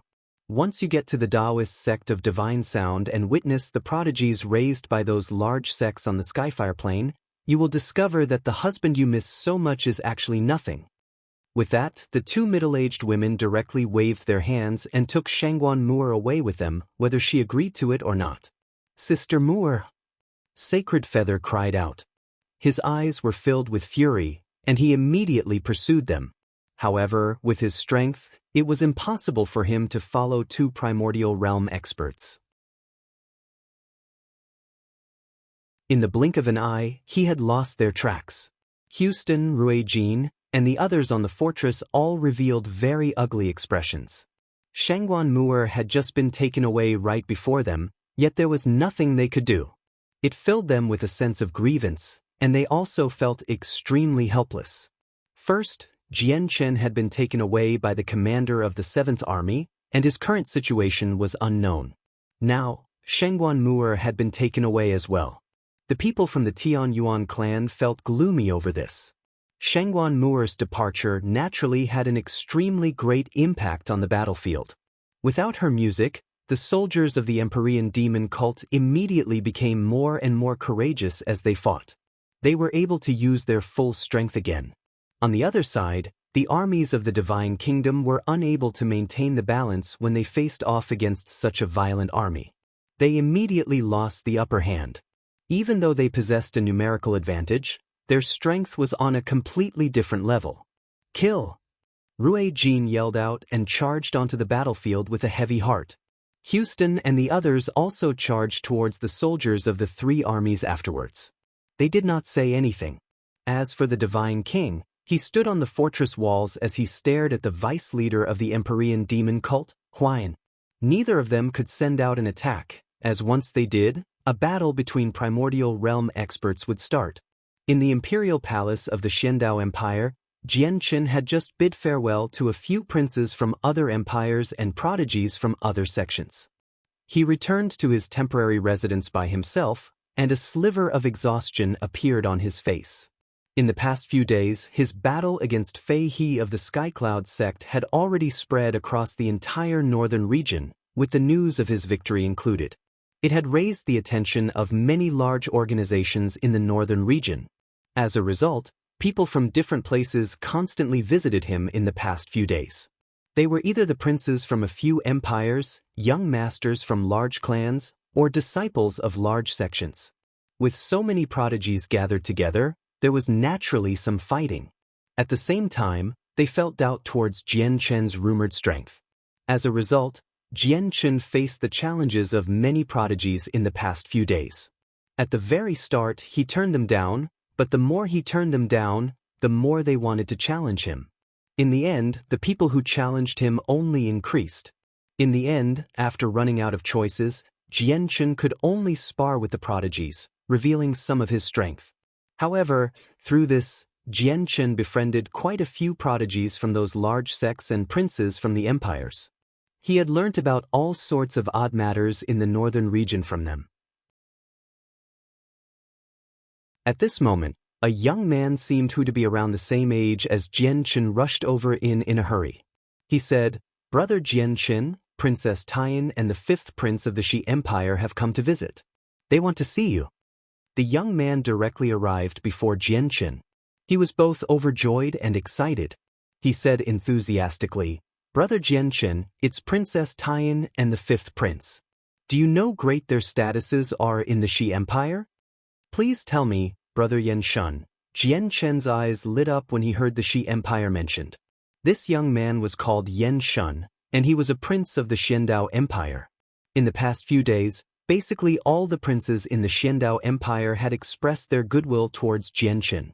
They did their best to establish a relationship with Jian Chen. As a result, Jian Chen basically knew all the princes in the Xiandao Empire. Prince Yen Shun cleared his throat and explained in a hurry, "Princess Tian's nobility was personally conferred by the Shi Emperor himself. It's said that she is connected to the Empress by blood. Not only is she the Empress Junior, but she's also one of the most beloved people of the Empress. It's said that in the Shi Empire, apart from the Shi Emperor, she's the closest person to the Empress. The imperial family in the Shi Empire is just too vast. All the children of the emperor become princes and princesses, while the descendants of the siblings of the emperor also become princes and princesses. As a result, there are plenty of princes and princesses in an eternal empire. But in reality, many princes and princesses only have this status. They're actually extremely distant from the emperor. As a matter of fact, there are a few princes and princesses who have never even spoken to the emperor before. However, Princess Tian is someone who can visit the empress whenever she pleases, and the Shi emperor had personally conferred her title to her. As a result, her status in the Shi Empire is so great that almost no one can match up to her. As for the fifth prince, he's the person that the Shi emperor appreciates the most. The father of the fifth emperor had the best relationship with the Shi emperor when the Shi emperor was still a prince. As we all know, the Shi emperor has no children. Even though the fifth prince does not directly descend from the Shi emperor, many people believe that the Shi emperor is raising him as his successor from how much he appreciates him. Prince Yan Shun told Jian Chen everything he knew about Princess Tian and the fifth prince. He did not put up any haughtiness as a prince before Jian Chen.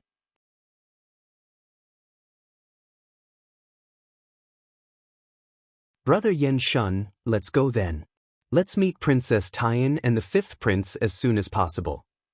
Jian Chen's eyes shone brighter and brighter after listening to Prince Yan Shun's introduction of Princess Tian and the fifth prince. In the end, he hurried off in a manner even more urgent than Prince Yan Shun. Brother Yan Shun, let's go then. Let's meet Princess Tian and the fifth prince as soon as possible. Jian Chen's eyes shone brighter and brighter after listening to Prince Yan Shun's introduction of Princess Tian and the fifth prince. In the end, he hurried off in a manner even more urgent than Prince Yan Shun. He was extremely attached to his friends and family in the southern region, except he could not leave since he was trapped in the northern region right now. Now that Princess Tian and the fifth prince who possessed great status in the Shi Empire had come to visit, Jian Chen saw a sliver of hope of him leaving the northern region. Under Prince Yan Shun's lead, Jian Chen passed through beautiful hall after beautiful hall before arriving in a majestic hall at the very heart of the imperial palace. Jian Chen saw a male and female seated in the hall as soon as they entered. They were young and they were talking with the emperor of the Xiandao Empire leisurely. The woman possessed a beauty that was enough to outshine the moon. She was filled with a presence of nobility, making her seem divine and otherworldly. The young man seemed righteous. His eyes shone brightly, and as he spoke, he naturally revealed a somewhat dignified presence as well as a firm resolution. He seemed a little like a ruler. He vaguely possessed the presence of a ruler, like a true dragon. No wonder the Shi emperor appreciates the fifth prince so much. If the fifth prince becomes the emperor, he'll definitely be a great, talented one. Jian Chen studied the man and woman in the hall. Without any introduction, he knew that they must be Princess Tian and the fifth prince from the Shi Empire. In particular, Jian Chen had gained an impression of the fifth prince from the first glance. In the past few years, Jian Chen had seen quite a few princes, but it was rare for anyone to possess the fifth prince's presence. As a result, he could not help but take notice of the fifth prince. The emperor stood up and nodded at Jian Chen with a smile. Afterwards, he introduced him to Princess Tian and the fifth prince. Fifth prince, Princess Tian, this is fellow Jian Chen from the southern region. The graceful Princess Tian and the imposing fifth prince immediately stood up when they heard that. They clasped their fists at Jian Chen and exchanged pleasantries. You young people should talk. I'll go deal with some matters first, the emperor said to them extremely politely before leaving with Prince Yan Shun. In the blink of an eye, only Jian Chen, the fifth prince, and Princess Tian remained in the majestic hall. Jian Chen, there's no need for you to refer to me as the fifth prince. That'll be alienating me instead. My name is Shi Hao, so you can directly call me that, smiled the fifth prince. Afterwards, he looked at Princess Tian beside him and said, as for the Princess Tian beside me, her name is Shangyun Shuexian. Aside from being the Princess Tian of our Shi Empire, she's also the treasured daughter of the Shangyun clan. Greetings. You are welcome to just call me Shuexian. Princess Tian smiled faintly and nodded at Jian Chen slightly. After mingling with quite a few princes and prodigies in the past few days, Jianchen gained a rough understanding towards the division of strength on the Cloud Plain. Naturally, Jianchen knew about the Shangyun clan. Although the Shangyun clan was not located in the Xi Empire, they were a famed clan in the northern region. Many ancient empires and large organizations had to show them respect. This was because the current empress of the Xi Empire came from the Shangyun clan. Afterwards, Jianchen and the fifth prince conversed freely. Clearly, the fifth prince wanted to rope in Jianchen, so he completely put down his identity as a prince of the Xi Empire. He only behaved like an ordinary friend. The fifth prince was extremely patient. Although he wanted to rope in Jianchen, he had not mentioned a single word of it. As they conversed, Princess Tian would add a little to the conversation from time to time. She asked Jianchen questions about cultivation modestly. She revealed respect and admiration for Jianchen through both her tone and expression. "Shi Hao, Lady Shuixian, I'll be honest. I have extremely important matters that require me to rush back to the southern region as soon as possible, but the entire northern region is currently sealed by the Xi Emperor. I was wondering if you had any methods for me to get back to the southern region as soon as possible." Jianchen finally mentioned his main intentions after talking for several hours. The fifth prince and Princess Tian frowned when they heard that. After a moment of thought, the fifth prince said, "Jianchen, this matter is rather troublesome. If it was any other time, I can easily let you use the regional teleportation formation at our Xi Empire. Even if the regional teleportation formation at the Xi Empire is unavailable, I believe I'll be able to borrow the teleportation formations in the ancient empires and some large organizations with my prestige. However, now that Uncle Ziyun has personally sealed up all the teleportation formations in the northern region, basically no one will go against his word in the northern region with his current prestige. It's impossible for the ancient empires to be bold enough to use their teleportation formations, and even the teleportation formation at our Xi Empire has been closed as well. You can only use it if you gain the approval of Uncle Ziyun or the ancestral emperors." The fifth prince smiled in a self-deprecating manner. "Jianchen, don't try to depend on the fact that I'm one of the princes of the Xi Empire right now. Princes like me can't just meet with the ancestral emperors of the Xi Empire. As for Uncle Ziyun, he's currently locked in a stalemate against the ancestor of the heaven-cracking sect. And with Uncle Ziyun's temperament, it's extremely likely that he'll start fighting with the heaven-cracking sect. I'll only displease him if I go find him now. The regional teleportation formation at our Shangyun clan is closed as well. Jianchen, we probably won't be able to help you with this," said Princess Tian as well. Jianchen became disappointed with that. He said, "The Xi Emperor is just a little too vicious. He really isn't going to let off anyone who hunted him down in the past. The Xi Emperor had captured an imperial protector of the Xi Empire earlier, and now he has gone to go deal with the heaven-cracking sect, a peak sect in the Xi Empire. If this continues, it'll be very bad for the Xi Empire. Moreover, the Xi Emperor's revenge has trapped many people here, making them unable to leave." Jianchen felt very helpless. Uncle changed drastically after ascending as emperor. He wasn't like this before. It's just a pity that no one can persuade and convince Uncle in the current empire. Even the ancestral emperors can't do anything about him, the fifth prince added helplessly. Faint worry appeared on his face. In the current imperial family of the Xi Empire, only a few primordial realm experts were left after all the slaughtering his uncle did. It filled the entire empire with angst and unease. Princess Tian sighed gently from that. She became slightly depressed and said gloomily, "Actually, you can't blame Uncle. Everything is bound by karma. If it weren't for the relentless pursuit of the people before, causing Aunt to lose her daughter, my uncle would have never become like that." "What? Lose her daughter?" The fifth prince was stunned. Even Jianchen became surprised. He stared at Princess Tian. At this moment, Princess Tian suddenly returned to her senses. She realized her mouth had slipped, so she immediately covered her mouth tightly out of surprise. You're tuning in to the Passion Pages YouTube channel. We're so grateful for your support, and don't forget to subscribe to join us on this incredible journey through captivating stories. Your generosity through donations truly makes a world of difference, as it's the primary source of revenue that allows me to expand and enhance this channel for you. Thank you from the bottom of my heart for being a part of this adventure.